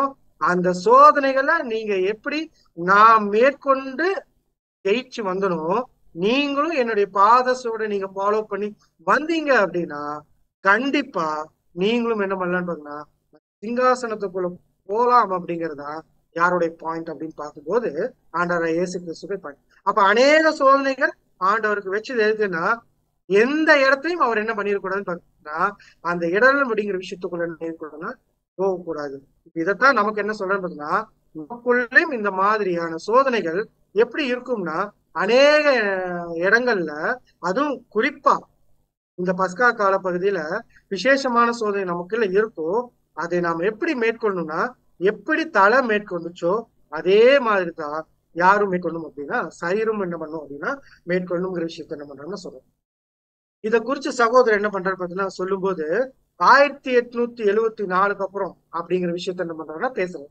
ஏன் 1874 அப்புறம் அப்படின்னா 1874 முன்னாடி வாழ்ந்த எல்லா பரிசுத்தவான்களும் எது வரைக்கும் வெயிட் பண்ணாங்க அப்படின்னா 1874 வரைக்கும் வெயிட் பண்ணாங்க. ஏன் வெயிட் பண்ணும் அப்படின்னா யாருடைய இரண்டாம் வருகை வரணும் அப்படின்னா ஆண்டவராகிய இயேசு கிறிஸ்துவினுடைய இரண்டாம் வருகை வந்து 1878 இருந்து என்ன ஒரு பாயிண்ட் ஸ்டார்ட் ஆகுதுன்னா இந்த உயிர்த்தெழுதல்ங்கிற பாயிண்ட் என்ன ஆகுதுன்னு பாத்தீங்கன்னா ஸ்டார்ட் ஆகுது. அப்ப அநேக பரிசுத்தவான்கள் என்ன பண்றாங்கன்னு பாத்தீங்கன்னா உயிர்த்தெழுந்து வந்துடுறாங்க. ஆனா இந்த பாயிண்ட நம்ம கூட என்ன பண்றான்னு பாத்தீங்கன்னா கம்பேர் பண்றாரு. அப்ப அவங்க எல்லாருமே என்ன பண்ண வேண்டியது இருந்துச்சுன்னு பாத்தீங்கன்னா வெயிட் ஓட்டத்தை வாழ்ந்தாங்க, ஓட்டத்தை முடிச்சாங்க, வெயிட் பண்ணாங்க. யாருக்காக அப்படின்னு பாத்தீங்கன்னா ஆண்டவர் இயேசு கிறிஸ்துக்காக. இப்போ நம்மளுடைய காலப்பகுதியில் எப்படி இருக்குன்னு பாத்தீங்கன்னா 1878 அப்புறம் ஒருவேளை ஒரு சகோதரனோ ஒரு சகோதரியோ சரியான ஒரு வாழ்க்கை வாழ்ந்து கிறிஸ்துவுக்காக அவங்களுடைய அந்த ஜீவ பலிகளை சரியா கொடுத்துட்டு வராங்க அப்படின்னா அவங்க தன்னுடைய ஓட்டத்தை முடிக்கும் போது மறுமையில என்ன பண்ணுவாங்கன்னு பாத்தீங்கன்னா உயிர் தெளிந்து யாரோடு கூட போய் உட்கார்றதுக்கு வாய்ப்பு இருக்கு அப்படின்னு பாத்தீங்கன்னா கிறிஸ்துவோடு கூட போய் உட்கார்றதுக்கு என்ன இருக்குன்னு பாத்தீங்கன்னா வாய்ப்பு இருக்குங்கும் போது அப்ப அநேக சோதனைகள் 1874 அப்புறம் விசேஷமான சோதனைகள் யாருக்குள்ள அதிகமா இருக்கும் அப்படின்னா இந்த சபையினுடைய பிள்ளைகளுக்கு என்ன இருக்குன்னு அதிகமா. அதைத்தான் 1 கொரிந்தியர் எழுதும்போது எப்படி எழுதுறேன்னா பாருங்க 1 கொரிந்தியர் 11ஆம் அதிகாரம் 27, 28. 1 கொரிந்தியர் 11ஆம் அதிகாரம் 27 மற்றும் 28. இப்படி இருக்க எவன் அபாத்திரமாய் கர்த்தருடைய அப்பத்தை புசித்து அவருடைய பாத்திரத்தில் பானம் பண்ணுகிறானோ அவன் கர்த்தருடைய சரீரத்தையும் இரத்தத்தையும் உள்ளவனாய் இருப்பான். இந்த மனுஷனும் தன்னைத்தானே சோதித்தறிந்து இந்த அப்பத்தில் புசித்து இந்த பாத்திரத்தில் பானம் பண்ண கடவன். அப்போ என்ன பாயிண்ட் சொல்றேன்னா பாருங்க இயேசு கிறிஸ்து உங்களை எல்லா வித பாவத்துல இருந்தும் என்ன பண்றாருன்னா மீட்டு வெளியே எடுத்து உங்களை கழுவி சுத்திகரிச்சு இப்ப யாரையே ட்ரெஸ்ஸா கொடுத்துருக்காருன்னு பாத்தீங்கன்னா கிறிஸ்துவ ட்ரெஸ்ஸா கொடுத்து உங்களுக்கு ஒரு விஷயத்த என்ன பண்ணிருக்காருன்னு பாத்தீங்கன்னா கொடுத்துருக்காரு. இப்ப நீங்க என்ன பண்ண ஆரம்பிச்சிட்டீங்க அப்படின்னா உங்களை நீங்களே என்ன பண்ண ஆரம்பிக்கிறீங்கன்னா சுத்திகரிக்கக்கூடிய விஷயத்துக்குள்ள என்ன பண்ணிட்டு இருக்கீங்கன்னா போயிட்டு இருக்கீங்க. அப்ப நீங்க இந்த பஸ்கா கால பகுதியில நீங்க கொண்டு வரக்கூடிய பாயிண்ட் என்னன்னா நீங்க இந்த வருஷந்தோறும் பாடம் கூட நம்ம கேட்டிருப்போம்னு நினைக்கிறோம். கடந்த வருஷத்துல எந்த அளவுக்கு நம்மளுடைய விஷயங்கள் என்ன பண்ணிக்கிறோம்னு பார்த்தோம்னா பியூரிஃபை பண்ணிக்கிறோங்கிற விஷயத்த என்ன பண்ணணும்னு பார்த்தோம்னா மைண்ட்ல கொண்டு வந்துட்டு இன்னும் வருங்காலத்துல நான் என்ன பண்ணணும்னா எந்த அளவுக்கு என்னுடைய ஜீவ பலிகளை சரியா கொடுக்கணுங்கிற அந்த பாயிண்ட் என்ன பண்ணணும்னு பார்த்தோம்னா சோதிச்சு பார்க்கணும் அப்படிங்கிற விஷயத்த என்ன பண்றாங்கன்னா முன்வைக்கிறாங்க. அப்ப அந்த பாயிண்ட்டுக்குள்ள ரொம்ப விசேஷமா என்ன ஒரு காரியத்தை உள்ள வைக்கிறாங்கன்னா இந்த சோதனைங்களும் விஷயமே என்ன எதுக்கு வரும் அப்படின்னா உங்களை டெஸ்ட் பண்றதுக்காக தான் வரும். அந்த டெஸ்ட்டை நீங்க எந்த அளவுக்கு பாஸ் பண்ணிக்கிறீங்கிற விஷயத்த என்ன பண்ணுங்கன்னா உங்களை நீங்களே நிதானித்து பார்க்கிற விஷயத்துல எங்கெங்கெல்லாம் மிஸ் பண்ணீங்களோ அந்த விஷயத்த நீங்க என்ன பண்ணீங்கன்னா தொடர்ந்து வரக்கூடிய காலத்துல இன்னும் அதிகமா கிறிஸ்துவுக்காக வாழக்கூடிய அந்த வாழ்க்கை இருக்கணுங்கிற விஷயத்த நீங்க மைண்ட்ல வச்சுக்கிட்டு என்ன பண்ணுங்கன்னு பாத்தீங்கன்னா இந்த பாத்திரத்துல என்ன பண்ணுங்கன்னு பாத்தீங்கன்னா பானம். அப்ப அந்த பாத்திரம்ங்கிற விஷயத்துக்குள்ள என்ன சொல்றேன்னா நான் ஃபர்ஸ்ட் சோதிச்சு பார்க்கணும் என்னன்னா நான் எந்த அளவுக்கு கிறிஸ்துவுக்குள்ள என்ன பண்ணிக்கிறேன்னு பாத்தீங்கன்னா வளர்ச்சி அடைஞ்சிருக்கிறேன், எந்த அளவுக்கு என்னுடைய விஷயத்துல இருந்து அந்த காரியத்துல ரிமூவ் பண்ணிக்கிறேன். அடுத்து இந்த சோதனைகள்ல எந்த அளவுக்கு நானே என்ன பண்ணிக்கிறேன்னு பாத்தீங்கன்னா கரைப்படுத்திக்கிறேங்கிற விஷயத்த கூட என்ன பண்ணலான்னு பாத்தீங்கன்னா சோதிச்சு பார்த்து வரக்கூடிய காலங்கள்ல இந்த மாதிரியான விஷயங்கள்ல நான் எப்படி மேற்கொள்ளணுங்கிற அந்த சிந்தையோடு கூட நீங்க என்ன பண்ணுங்க அப்படின்னா இந்த விஷயத்த பானம் பண்ணுங்க. அப்ப நம்ம செய்ய வேண்டிய முக்கியமான விஷயம் என்ன அப்படின்னா இந்த ஒரு பஸ்கா கால பதில கீப் ஆன் த வாட்ச் அப்படின்னு. அப்ப கீப் ஆன் த வாட்ச் அப்படின்னா ரொம்ப ரொம்ப விழிப்புள்ளவர்களா இருங்க. ஏன் விழிப்புள்ளவர்களா இருக்கணும் அப்படிங்கிற விஷயத்த சகோதரர் என்ன பண்றாரு எழுதுறாரு, படிக்கலாம். விழித்திருங்கள் மற்றும் எப்போதும் ஜெபம் பண்ணுங்கள், ஏனெனில் ஆயத்தமாய் இருப்பது மாத்திரமே ஒரே பாதுகாப்பான வழியாகும். காரணம், உங்கள் எதிராளியான பிசாசானவன் எவனை விழுங்கலாம் என்று வகை தேடி கொண்டிருக்கிறான். அவன் உங்கள் பலவீனங்களை அறிவான் மற்றும் அதை பயன்படுத்துவதற்கு ஆயத்தமாய் காணப்படுகின்றான். நாம் ஜெயம் கொள்வதற்கு நம் அனைவருக்கும் நம் இருதயங்களில் ஆவியின் கிருபைகளும் ஏற்ற சமயத்தில் சகாயம் செய்யும் கர்த்தருடைய கிருபையும் அவசியமாய் உள்ளது. நீங்கள் சோதனைக்கு உட்படாதபடிக்கு விழித்திருந்து ஜெபம் பண்ணுங்கள். பாயிண்ட் இங்க சகோதரர் சொல்ல வேணும்னா இப்ப டார்கெட் நம்ம தான். யாருக்கு அப்படின்னா சாத்தான். அப்ப சாத்தானுக்கு நம்ம தான் டார்கெட்டும் போது நம்ம எங்கெல்லாம் லூப் ஹோல் கொடுக்குறோம் அப்படிங்கிறத யார் ரொம்ப வாட்ச்ஃபுல்லா இருப்பாங்க அப்படின்னா சாத்தான் என்ன பண்ணுவான்னு பார்த்தீங்கன்னா வாட்ச்ஃபுல்லா இருப்பான். அவனுக்கு தெரியும் இந்த ஒரு மெமோரியல்ல இவங்க பங்கெடுக்கும் போது இவங்களுக்குள்ள அந்த ஜீல் என்ன ஆகும் அப்படின்னா ரொம்ப அதிகமாகும். எப்படி அதிகமாகும் அப்படின்னா பாருங்க, நம்ம ஒவ்வொரு வருஷமும் நம்ம மெமோரியல் சீசன்ல நம்ம எல்லாருமே இந்த மனசை என்ன பண்றோம் பாத்தீங்கன்னா ஒருநிலைப்படுத்தி நமக்காக ஜீவன் கொடுத்த கிறிஸ்துவை என்ன பண்றோம்னு பாத்தீங்கன்னா நினைவு கூர்ந்து இந்த ஒரு பலி எனக்கு ரொம்ப ஸ்பெஷல், இதே மாதிரி நானும் என்ன பண்ணணும்னா என்னுடைய ஜீவ பலியை கொடுக்கணுங்கிற அந்த உந்துதல் யாருக்கு ஜாஸ்தி ஆகும் பாத்தீங்கன்னா தேவனுடைய பிள்ளைகளுக்கு என்ன ஆகும் பாத்தீங்கன்னா இந்த பஸ்காவை நினைவு கூறும்போது அவங்களுக்கு ரொம்ப ஜாஸ்தி ஆகும். அப்ப அந்த நினைவு கூறக்கூடிய அந்த தருணத்துல அவங்க உந்துதல் ஜாஸ்தியா இருக்கும். அப்படிங்கிறப்போ அவங்கள சோதிச்சு அவங்களுடைய மைண்ட இடர செய்யறது யாருடைய டார்கெட்டா இருக்கும் அப்படின்னு பாத்தீங்கன்னா சாத்தானுடைய டார்கெட் ஆகும். அப்ப அநேக விஷயங்கள் அவன் என்ன பண்ணுவான்னு பாத்தீங்கன்னா எப்படி அப்போஸ்தலர்கள் முன்னாடி கொண்டு வந்து வச்சானோ அதே மாதிரி எல்லாரும் முன்னாடியும் என்ன பண்ணுவான்னு பாத்தீங்கன்னா கொண்டு வந்து வைக்கிறதுக்கு வாய்ப்பு. நமக்கே தெரியாது இந்த ஒரு பஸ்கா கால பதில் நம்ம எப்படி ரியாக்ட் பண்ணுவோம்னு பாத்தீங்கன்னா ஒருவேளை எனக்கு கோபம்ங்கிற விஷயம் ஒரு பலவீனம் அப்படின்னா அந்த பலவீனத்துடைய தாக்கம் பஸ்கா கால பகுதியில என்ன ஆகும்னு பாத்தீங்கன்னா ரொம்ப அதிகமாகும். அப்போ ஒவ்வொரு சோதனையும் என்ன பண்ணுவான்னு பாத்தீங்கன்னா நம்மளுடைய மைண்ட் செட்டை கொஞ்சம் டிஸ்ட்ராக்ட் பண்ணணும். அப்படின்னா இந்த மாதிரி ஒவ்வொரு தூண்டுதலும் யாருக்குள்ள கொண்டு வருவாங்கன்னு பாத்தீங்கன்னா இந்த புது சிஷ்யனுடைய பிள்ளைகளுக்குள்ள கொண்டு வந்து நம்ம எந்த விதத்திலையும் அந்த ஒரு நினைவு கூறுதலுக்குள்ள இன்னும் அதிகமா ஜீலாயிடக்கூடாதுங்கிற அந்த ஒரு பாயிண்ட் யாருக்குள்ள இருக்கும்னா சாத்தானுக்குள்ள இருக்கும்.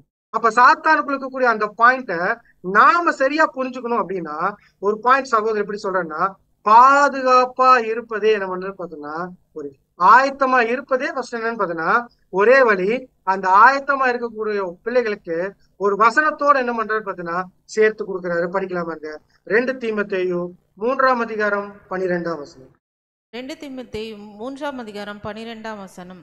அன்றியும் கிறிஸ்து இயேசுவுக்குள் தேவபக்தியாய் நடக்க மனதாயிருக்கிற யாவரும் துன்பப்படுவார்கள். ஸோ நீங்க ஃபர்ஸ்ட் யார் மாதிரியே மைண்ட் செட் பண்ணிக்கோங்க அப்படின்னா, ஆண்டவரை இயேசு கிறிஸ்து மாதிரியே என்ன பண்ணுங்கன்னா மைண்ட் செட் பண்ணுங்க. அப்ப இந்த பாடத்தை நம்ம ஏன் பார்க்கணும்? அதுவும் விசேஷமா இந்த ஒரு பஸ்கா கால பகுதியில சோதனையில் வரும் அப்படிங்கிற பாயிண்ட்டை ஏன் நம்ம பாக்குறோம்னா, நமக்கு தேவன் என்ன ஒரு டீச்சிங்ஸ் கொடுக்குறாரு பாத்தீங்கன்னா, பாருங்க, உங்களுக்கு சோதனைகள்ங்கிறது கண்டிப்பா இருக்கு, உங்க வாழ்க்கை ஃபுல்லாவே இருக்கு. ஆனா விசேஷமான சோதனைகள் எப்ப இருக்கு அப்படின்னா, இயேசு கிறிஸ்துனுடைய அந்த மாம்சத்தையும் அந்த ரத்தத்தையும் நீங்க எப்ப பானம் பண்ண வரீங்களோ அப்ப கண்டிப்பா ஸ்பெஷல் டெஸ்ட் என்ன இருக்குன்னு பாத்தீங்கன்னா நமக்கு இருக்கு. அப்ப நம்ம மைண்ட் செட் பண்ண வேண்டியது என்னன்னா, நமக்கு இந்த கால பகுதியில விசேஷித்த சோதனைகள் இருக்கு அப்படின்னு நம்ம எதை மைண்ட் செட் பண்ணுமோமா, நம்மளுடைய வார்த்தைகள், நம்மளுடைய சொல், நம்மளுடைய செயல், இதை எல்லாத்தையும் நம்ம என்ன பண்ணணும்னு பாத்தீங்கன்னா, நம்ம ஒரு விஷயத்த செய்யறோம்னா ரொம்ப வாட்ச்ஃபுல்லா இருந்து ஒவ்வொரு காரியத்தையும் நம்ம என்ன பண்ணணும்னு பாத்தீங்கன்னா செய்ய வேண்டியது. ரொம்ப விசேஷமா சொல்லணும் அப்படின்னா, இந்த ஒரு பஸ்கா காலத்துக்குரிய சப்ஜெக்ட்ஸ் கூட கேட்க முடியாத சூழ்நிலை இருந்தாலும் பாத்தீங்கன்னா அநேக தருணத்தை நமக்கு உருவாகும். அந்த ஒரு மைண்டுக்குள்ள நம்மளால போக முடியாத அநேக இடர்கள் நமக்குள்ள என்ன பண்ணணும் பார்த்தா கொண்டு வந்துட்டே இருப்பான். அதோடு மாத்திரம் நிறுத்த போறது இல்ல, நம்மளுடைய டெம்டேஷன்ஸ் என்ன ஆகுன்னு பாத்தீங்கன்னா ஜாஸ்தியாகும். அதனாலதான் இயேசு கிறிஸ்து என்ன பாயிண்ட் சொல்றான்னு பாத்தீங்கன்னா, மத்தேயு 10ஆம் அதிகாரம் 25ஆம் வசனம். மத்தேயு 10ஆம் அதிகாரம் 25ஆம் வசனம். சீஷன் தன் போதகனைப் போலவும் வேலைக்காரன் தன் எஜமானைப் போலவும் இருப்பது போதும். வீட்டு எஜமானையே பெயல்செபுல் என்று சொன்னார்களானால் அவன் வீட்டாரை அப்படி சொல்வது அதிக நிச்சயம் அல்லவா? ரொம்ப கிளியரா நம்ம ஆண்டவரை இயேசு கிறிஸ்து சொல்லிட்டாரு. பாருங்கப்பா, என்ன பண்ணிட்டாங்க அப்படின்னா, என்ன பார்த்தா என்ன சொன்னாங்க தெரியுமா? நான் யாருன்னு சொல்லிட்டாங்க அப்படின்னா, சாத்தானுடைய கூட்டத்துடைய தலைவன் சொல்லிட்டாங்க. அப்ப என்னையே இப்படி சொல்றாங்க அப்படின்னா உங்களை என்ன பண்ணுவாங்க அப்படின்னா என்ன வேணா சொல்லுவாங்க. அப்ப என்ன வேணாலும் சொன்னாங்கனாலும் உங்களுடைய பாயிண்ட் ரொம்ப கிளியரா இருக்கணும். அவங்க என்ன சொன்னாலும் அது யார டிஸ்டர்ப் பண்ணிடக்கூடாது அப்படின்னா, உங்களை எந்த விதத்திலும் என்ன பண்ணிடக்கூடாது அப்படின்னா டிஸ்டர்ப் பண்ணிடக்கூடாது. அந்த டிஸ்டர்பன்ஸ் கூட நீங்க போகிறீங்க அப்படின்னா உங்களால என்ன பண்ண முடியாது அப்படின்னா, சரியா நீங்க ஓடக்கூடிய அந்த ஓட்டத்தை என்ன பண்ண முடியாதுன்னா ஓட முடியாது. அடுத்த ஒரு வசனத்தை என்ன பண்றான்னு பாத்தீங்கன்னா சொல்றாரு, யோவான் 19ஆம் அதிகாரம் 11ஆம் வசனம். யோவான் 19ஆம் அதிகாரம் 11ஆம் வசனம். இயேசு பிரதியுத்தரமாக, பரத்திலிருந்து உமக்கு கொடுக்கப்படாதிருந்தால் என்மேல் உமக்கு ஒரு அதிகாரம் இராது. ஆனபடியினாலே என்னை உம்மிடத்தில் ஒப்பு கொடுத்தவனுக்கு அதிக பாவம் உண்டு என்றார். அப்ப என்ன பாயிண்ட் சொல்றேன்னா, இப்ப அப்படியே அவர் பிலாத்துக்கிட்ட பேசிட்டு இருக்கிறாரு. என்ன சொல்றாரு, பரத்திலிருந்து உனக்கு அதிகாரம் கொடுக்கப்படலைன்னா உன்னால என்ன பண்ண முடியாது, என்ன ஒண்ணுமே பண்ண முடியாது. அப்ப பர்மிஷன் யாரே கொடுத்துட்டாங்க அப்படின்னா தேவனே கொடுத்துட்டாங்க. யார டெஸ்ட் பண்றதுக்கு அப்படின்னா ஆண்டவரை இயேசு கிறிஸ்துவ டெஸ்ட் பண்றோம். அதே மாதிரிதான் நம்மளையும் டெஸ்ட் பண்றதுக்கு என்ன கொடுத்தாச்சு அப்படின்னா பர்மிஷன் கொடுத்தாச்சு. நமக்கு சோதனைகள் எப்படி வேணா என்ன பண்ணணும்னு பார்த்தோன்னா வரும். அப்ப நம்மளையும் டெஸ்ட் பண்ணித்தான் என்ன பண்ணுவாங்கன்னு பார்த்தோன்னா இந்த ஒரு ஓட்டத்துல ஓட முடியும். அப்படின்னா ஸ்பெஷலா டெஸ்ட் எப்ப வர்றதுக்கு வாய்ப்பு இருக்கு அப்படின்னா இந்த ஒரு பஸ்கா கால பகுதியில். அப்ப அநேக சோதனைகள், அநேக நிந்தனைகள், அநேக விஷயங்கள் எப்ப வரும் அப்படின்னு பார்த்தோம்னா, நம்ம இந்த ஒரு அப்பத்தையும் திராட்சை ரசத்தையும் பானம் பண்ண முடியாத ஒரு சூழ்நிலைக்குள்ள என்ன வரும்னு பார்த்தோம்னா அநேக சோதனை வரும். அப்படி சோதனைகள் எப்படி வரும் அப்படிங்கிறாருன்னா, பரத்துல இருந்து நமக்கு என்ன கொடுத்துருக்காருன்னா பர்மிஷன் கொடுத்துருக்காரு. அப்ப எப்படி வேணாம் என்ன பண்ணணும்னு பார்த்தோம்னா இந்த சோதனைகள் வரும். நம்ம எல்லாத்துக்குமே எப்படி இருக்குன்னு பார்த்தோம்னா ரெடியா இருக்கணும் அப்படிங்கறதுதான் யாருடைய பாயிண்ட் அப்படின்னா இயேசு கிறிஸ்து. அதனாலதான் எப்படி சொல்றேன்னா, உங்களை என் நிமித்தம் துன்பப்படுத்துறாங்களா, தீமையான மொழிகளை சொல்றாங்களா, பொய்யாய் சொல்றாங்களா, நீங்க என்னன்னு சொல்லுங்கன்னா பாக்கியம். உங்களுக்குள்ள என்ன வரணும்னா துக்கம் வரக்கூடாது, என்ன வரக்கூடாதுன்னு பாத்தீங்கன்னா இடர் வரக்கூடாது. மாறா என்ன வரணும் அப்படின்னா சந்தோஷம் வரணும். எப்படிப்பட்ட சந்தோஷம் வரணும்னு பாத்தீங்கன்னா, இப்படி நீங்க எல்லாத்துக்குள்ளயும் போகும்போது பரலோகத்துல உங்களுக்கு என்ன ஆயிட்டு இருக்கு அப்படின்னா பலன் ஜாஸ்தி ஆயிட்டு இருக்கு. நிறைவுனா ரொம்ப சந்தோஷப்படுங்க. அப்படி அந்த சந்தோஷப்படும் போதுதான் உங்களால என்ன பண்ண முடியும்னா இந்த மாதிரி எல்லா விஷயத்தையும் நீங்க என்ன பண்ண முடியும்னா மேற்கொண்டு நீங்க என்ன பண்ண முடியும்னா, எந்த வித ஒரு இடரலும் இல்லாம, எந்த வித சலசலப்பும் இல்லாம யாருடைய மரணத்தை நினைவு கூற முடியும்னா, ஆண்டவராகிய இயேசு கிறிஸ்துவின் மரணத்தை நம்ம பண்ண முடியும்னா, இத குறிச்சு சொல்லிட்டு ரொம்ப அழகா ஒரு கவிதையும் என்ன பண்றான்னா நம்முடைய மூத்த சகோதரர் எழுதிக்கிறாரு. அதை மட்டும் நம்ம படிச்சிடலாம். ஆத்மாவே விழித்திரு, அவர் என்ன பாயிண்ட்ல சொல்றாருன்னா, என் ஆத்மாவே விழித்திரு, 10,000 சத்துருக்கள் எழுந்துள்ளனரே, பரிசு நின்று உன்னை திசை திருப்ப பாவத்தின் சேனைகள் பலமாய் சூழ்ந்து நிற்கின்றது. அப்ப எல்லா பாயிண்ட்டும் யாருக்கு எதிரா இருக்கு அப்படின்னா, நமக்கு எதிரா இருக்கு. எதுக்கு அப்படின்னா, நம்ம எந்த விதத்திலும் எந்த பண்ணிடக்கூடாது அப்படின்னா, அந்த பரிசை வாங்கிடக்கூடாதுங்கிற அந்த ஒரு பாயிண்ட் சாத்தானுக்கும் அவனுடைய கூட்டத்துக்கும் இருக்கு. அநேக விஷயங்கள் நமக்கு எதிராக என்னாலும் பார்த்தீங்கன்னா அவங்க வைப்பாங்க. நாம எப்படி இருக்கணும் அப்படின்னா, மிகுந்த விழிப்புள்ளவர்களா இருந்து எந்த சூழ்நிலையும் வந்தாலும் சரி, நம்ம ஃபேமிலிக்குள்ள நடக்கும், எக்லீஷால நடக்கும், எங்க வேணா நடக்கும். எங்க நடந்தாலும் நம்ம மைண்ட் செட்டு ரொம்ப கிளியரா இருக்கணும். நம்ம என்ன பண்ணலாம் அப்படின்னா, மிகுந்த ஜாக்கிரதையா இருந்து எல்லா விதத்துக்கும் கிறிஸ்து எப்படி எல்லா விஷயத்தையும் மேற்கொண்டு ஜெயிச்சு அந்த பரிசை வாங்கினாரோ, நாமளும் அதே சிந்தையில இருக்கும்போதுதான் நாமளும் என்ன பண்ண முடியும்னா செய்ய முடியுங்கிற அந்த மைண்டோட என்ன பண்ணலாம்னு பார்த்தீங்கன்னா இருக்கலாம். அதனாலதான் இயேசு கிறிஸ்து எல்லாத்தையும் முடிச்சுட்டு எப்படி ஒரு வார்த்தைகள் சொல்றாரு அப்படின்னா பார்க்கலாமாங்க. 1 கொரிந்தியர் 11ஆம் அதிகாரம் 25ஆம் வசனம். 1 கொரிந்தியர் 11ஆம் அதிகாரம் 25ஆம் வசனம். போஜனம் பண்ணின பின்பு அவர் அந்தபடியே பாத்திரத்தையும் எடுத்து, இந்த பாத்திரம் என் இரத்தத்தினாலாகிய புதிய உடன்படிக்கையாய் இருக்கிறது. நீங்கள் இதை பானம் பண்ணும் போதெல்லாம் என்னை நினைவு கூறும்படி இதை செய்யுங்கள் என்றார். அப்ப அந்த பாத்திரத்துல இருக்கக்கூடிய விஷயத்துலதான் யாருக்கு பங்கு இருக்கு அப்படின்னா நமக்கு இருக்கு. அதை எப்படி படிச்சுக்கோன்னா, பாடுகளுக்கு பங்காளி. அப்ப அந்த பாடுகளுக்கு பங்காளிங்கிற விஷயம் நமக்குள்ள இருக்கும்போது என்ன இடரல் வந்தாலும் சரி, என்ன சோதனைகள் வந்தாலும் சரி, என்ன விஷயங்கள் வந்தாலும் சரி, நம்ம மைண்டு ரொம்ப கிளியரா இருந்து ரொம்ப வாட்ச்ஃபுல்லா இருந்து என்ன விஷயத்த மட்டும் நோக்கி பார்க்கலாம் அப்படின்னா, நாம எப்படி கிறிஸ்துனுடைய அந்த குணலட்சணத்தை எல்லா சூழ்நிலையும் நம்ம காமிக்க முடியும். அப்ப எல்லா சூழ்நிலையும் நம்ம காமிக்கிறதுக்கு தான் கிறிஸ்து என்ன பண்ணிக்கிறாருன்னா இந்த விஷயத்த கொடுத்திருக்கிறார் அப்படிங்கிற அந்த சிந்தை மாத்திரம் நமக்குள்ள இருந்தா போதும். எப்படிப்பட்ட சோதனைகள் வந்தாலும் சரி, எப்படிப்பட்ட இடர்களுக்கு நமக்கு முன்னாடி கொண்டு வந்து வச்சாலும் சரி, ஈஸியா என்ன பண்ணிடுவோம் அப்படின்னு பாத்தீங்கன்னா, மேற்கொண்டு கிறிஸ்துவனுடைய அந்த அப்பத்தையும் திராட்சை ரசத்தையும் பாத்திரவான்களா பானம் பண்ணி இன்னும் அதிகமா கிறிஸ்துவுக்குள்ளா என்ன பண்ணணும்னு பாத்தீங்கன்னா வளர்ச்சிக்குள்ள வர்றதுக்கு அது ஏதுவா இருக்கும். அப்படிங்கறதுக்காகத்தான் எல்லா விஷயத்தையும் முன்கூட்டியே யாருக்கு நமக்கு சொல்லி கொடுத்துருக்கான்னு பாத்தீங்கன்னா நம்முடைய மூத்த சகோதரர் மூலியமா இந்த ஒரு பாடத்தை நமக்கு என்ன பண்ணிக்கிறாங்கன்னா சொல்லி கொடுத்து. அப்ப விசேஷமா சோதனைகள் புது சிருஷ்டிகளுக்கு எப்ப இருக்கும் அப்படின்னா அவங்க வாழ்க்கை ஃபுல்லா இருக்கும். விசேஷித்த சோதனைகள் எப்ப இருக்கும் பாத்தீங்கன்னா அந்த நினைவு கூறுதல் கால பகுதியில் என்ன ஆகுது நமக்குள்ள இருக்கும். சோ நம்ம ரொம்ப வாட்ச்ஃபுல்லா இருந்து எல்லா விதத்திலும் நம்ம பாத்திரவான்களா அந்த அப்பத்தையும் திராட்சை ரசத்தையும் பானம் பண்ணி கிறிஸ்துவுக்குள்ளா இன்னும் அதிகமாக வளர்ந்து நம்ம அடையக்கூடிய அந்த பந்தய பொருளை எல்லாரும் அடையணும் அப்படிங்கறதுக்காகத்தான் என்ன பண்ணிக்கிறோம்னு பார்த்தீங்கன்னா இந்த பாடத்தை நம்ம பார்த்திருக்கோம். சோ இந்த ஒரு பாடத்தையும் கூட நமக்கு கொடுத்த பிதாவாகிய தேவனுக்கு நம்ம ஆண்டவராகிய இயேசு கிறிஸ்து மூலம் துதிகளையும் நன்றிகளையும் எடுத்துக்கொள்ளலாம். சோ இந்த ஒரு வாய்ப்பை கொடுத்த சென்னை எக்லீசியால இருக்கக்கூடிய அனைத்து சகோதர சகோதரிக்கும் என் உள்ளத்தின் ஆழத்திலிருந்து நன்றிகளை தெரிவித்துக்கிறேன். கிறிஸ்துவின் நாமம், பிதாவாகிய தேவனுடைய நாமம் கிறிஸ்துவின் மூலம் மகிமைப்படுவதாக.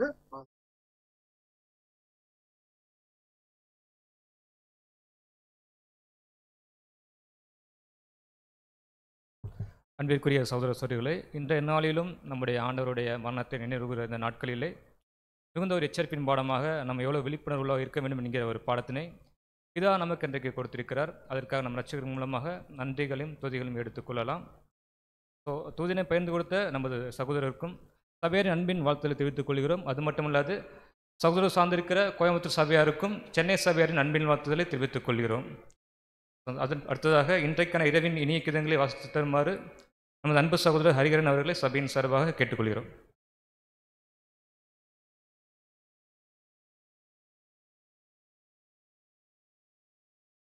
இரவின் இனிய கீதங்கள் மார்ச் 31.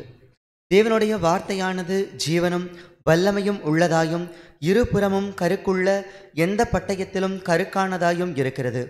எபிரெயர் 4:12. இதற்குரிய விளக்கம்: தேவனுடைய வார்த்தையானது ஒவ்வொரு காரியங்களிலும் ஒவ்வொரு செயல்களிலும் உருவக்குத்துகிறதாய் இருக்கிறது.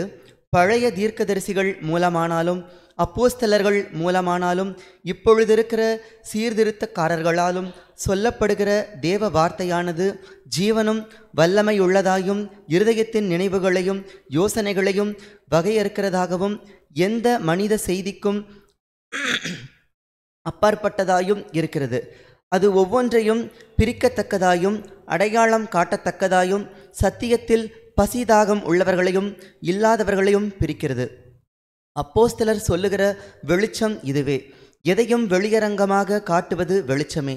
சத்தியமாகிய வெளிச்சத்தில் நடக்கும் ஜனங்கள் யார் என்றும் இருளில் நடக்கிறவர்கள் யார் என்றும் வெளியரங்கமாக காண்பிக்கிறது. நம்முடைய அபூரணத்திலே சிலரை வெளிச்சத்தின் பிள்ளைகள் என்று நிதானிக்கிறோம். அதனாலேயே அவர்கள் வெளிச்சத்தின் பிள்ளைகளாகி விட முடியாது. சிலரை இருளின் பிள்ளைகள் என்று தீர்க்கிறோம். ஆனால் அவர்கள் இருதயத்தில் வேறுபட்ட சுத்தமுள்ளவர்களாக கூட இருக்க முடியும். தம்முடையவர்கள் யார் என்பதை தேவன் அறிந்திருக்கிறார். யார் தன் பக்கத்தில் இருக்கிறார்கள், யார் இருளில் இருக்கிறார்கள் என்பதெல்லாம் தேவனுக்கு நன்றாக தெரியும். சத்தியமாகிய கருக்குள்ள அறிவாள் தன் அறுவடை பணியாகிய பிரித்தெடுக்கும் வேலையை செய்யட்டும். நாம் திருப்தியடையத்தக்கதான பணியை செய்வோம். நம்முடைய சுயநோக்கத்தின்படி கருத்தின்படி அல்ல, தெய்வீக ஞானமும் அன்பும் பிரிக்கிற வேலையை செய்யட்டும் என்று பொறுமையோடு காத்திருப்போமாக. இறுதியில் அவருடைய திட்டமே மிகச்சிறந்ததென்று நாம் உணர்ந்து கொள்வோம் என்பதே. ஆமீன்.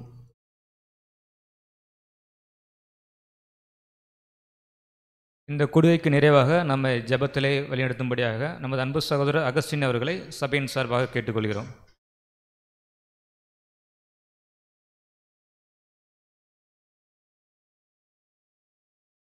ஜெபம் செய்வோம்.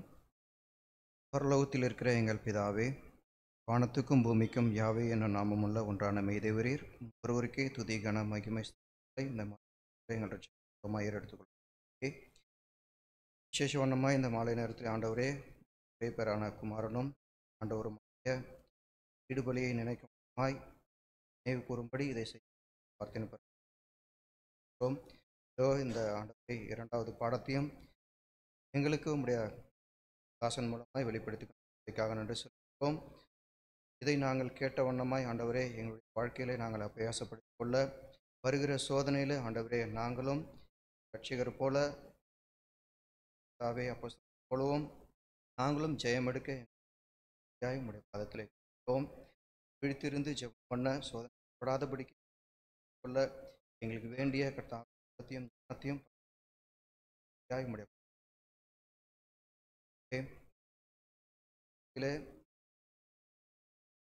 நன்றி சொல்கிறோம். கலந்து கொள்ள முடியாமல் இருக்கிறோம். இந்த பாடம் சென்றடைய நாட்களிலே இந்த கூட கலந்து கொள்ள தரும்படியாய் ஒவ்வொருவரையும் நாட்களிலே காக்கூடுகையிலும் நாங்கள் கலந்து கொள்ள எங்கள் பாதத்தில்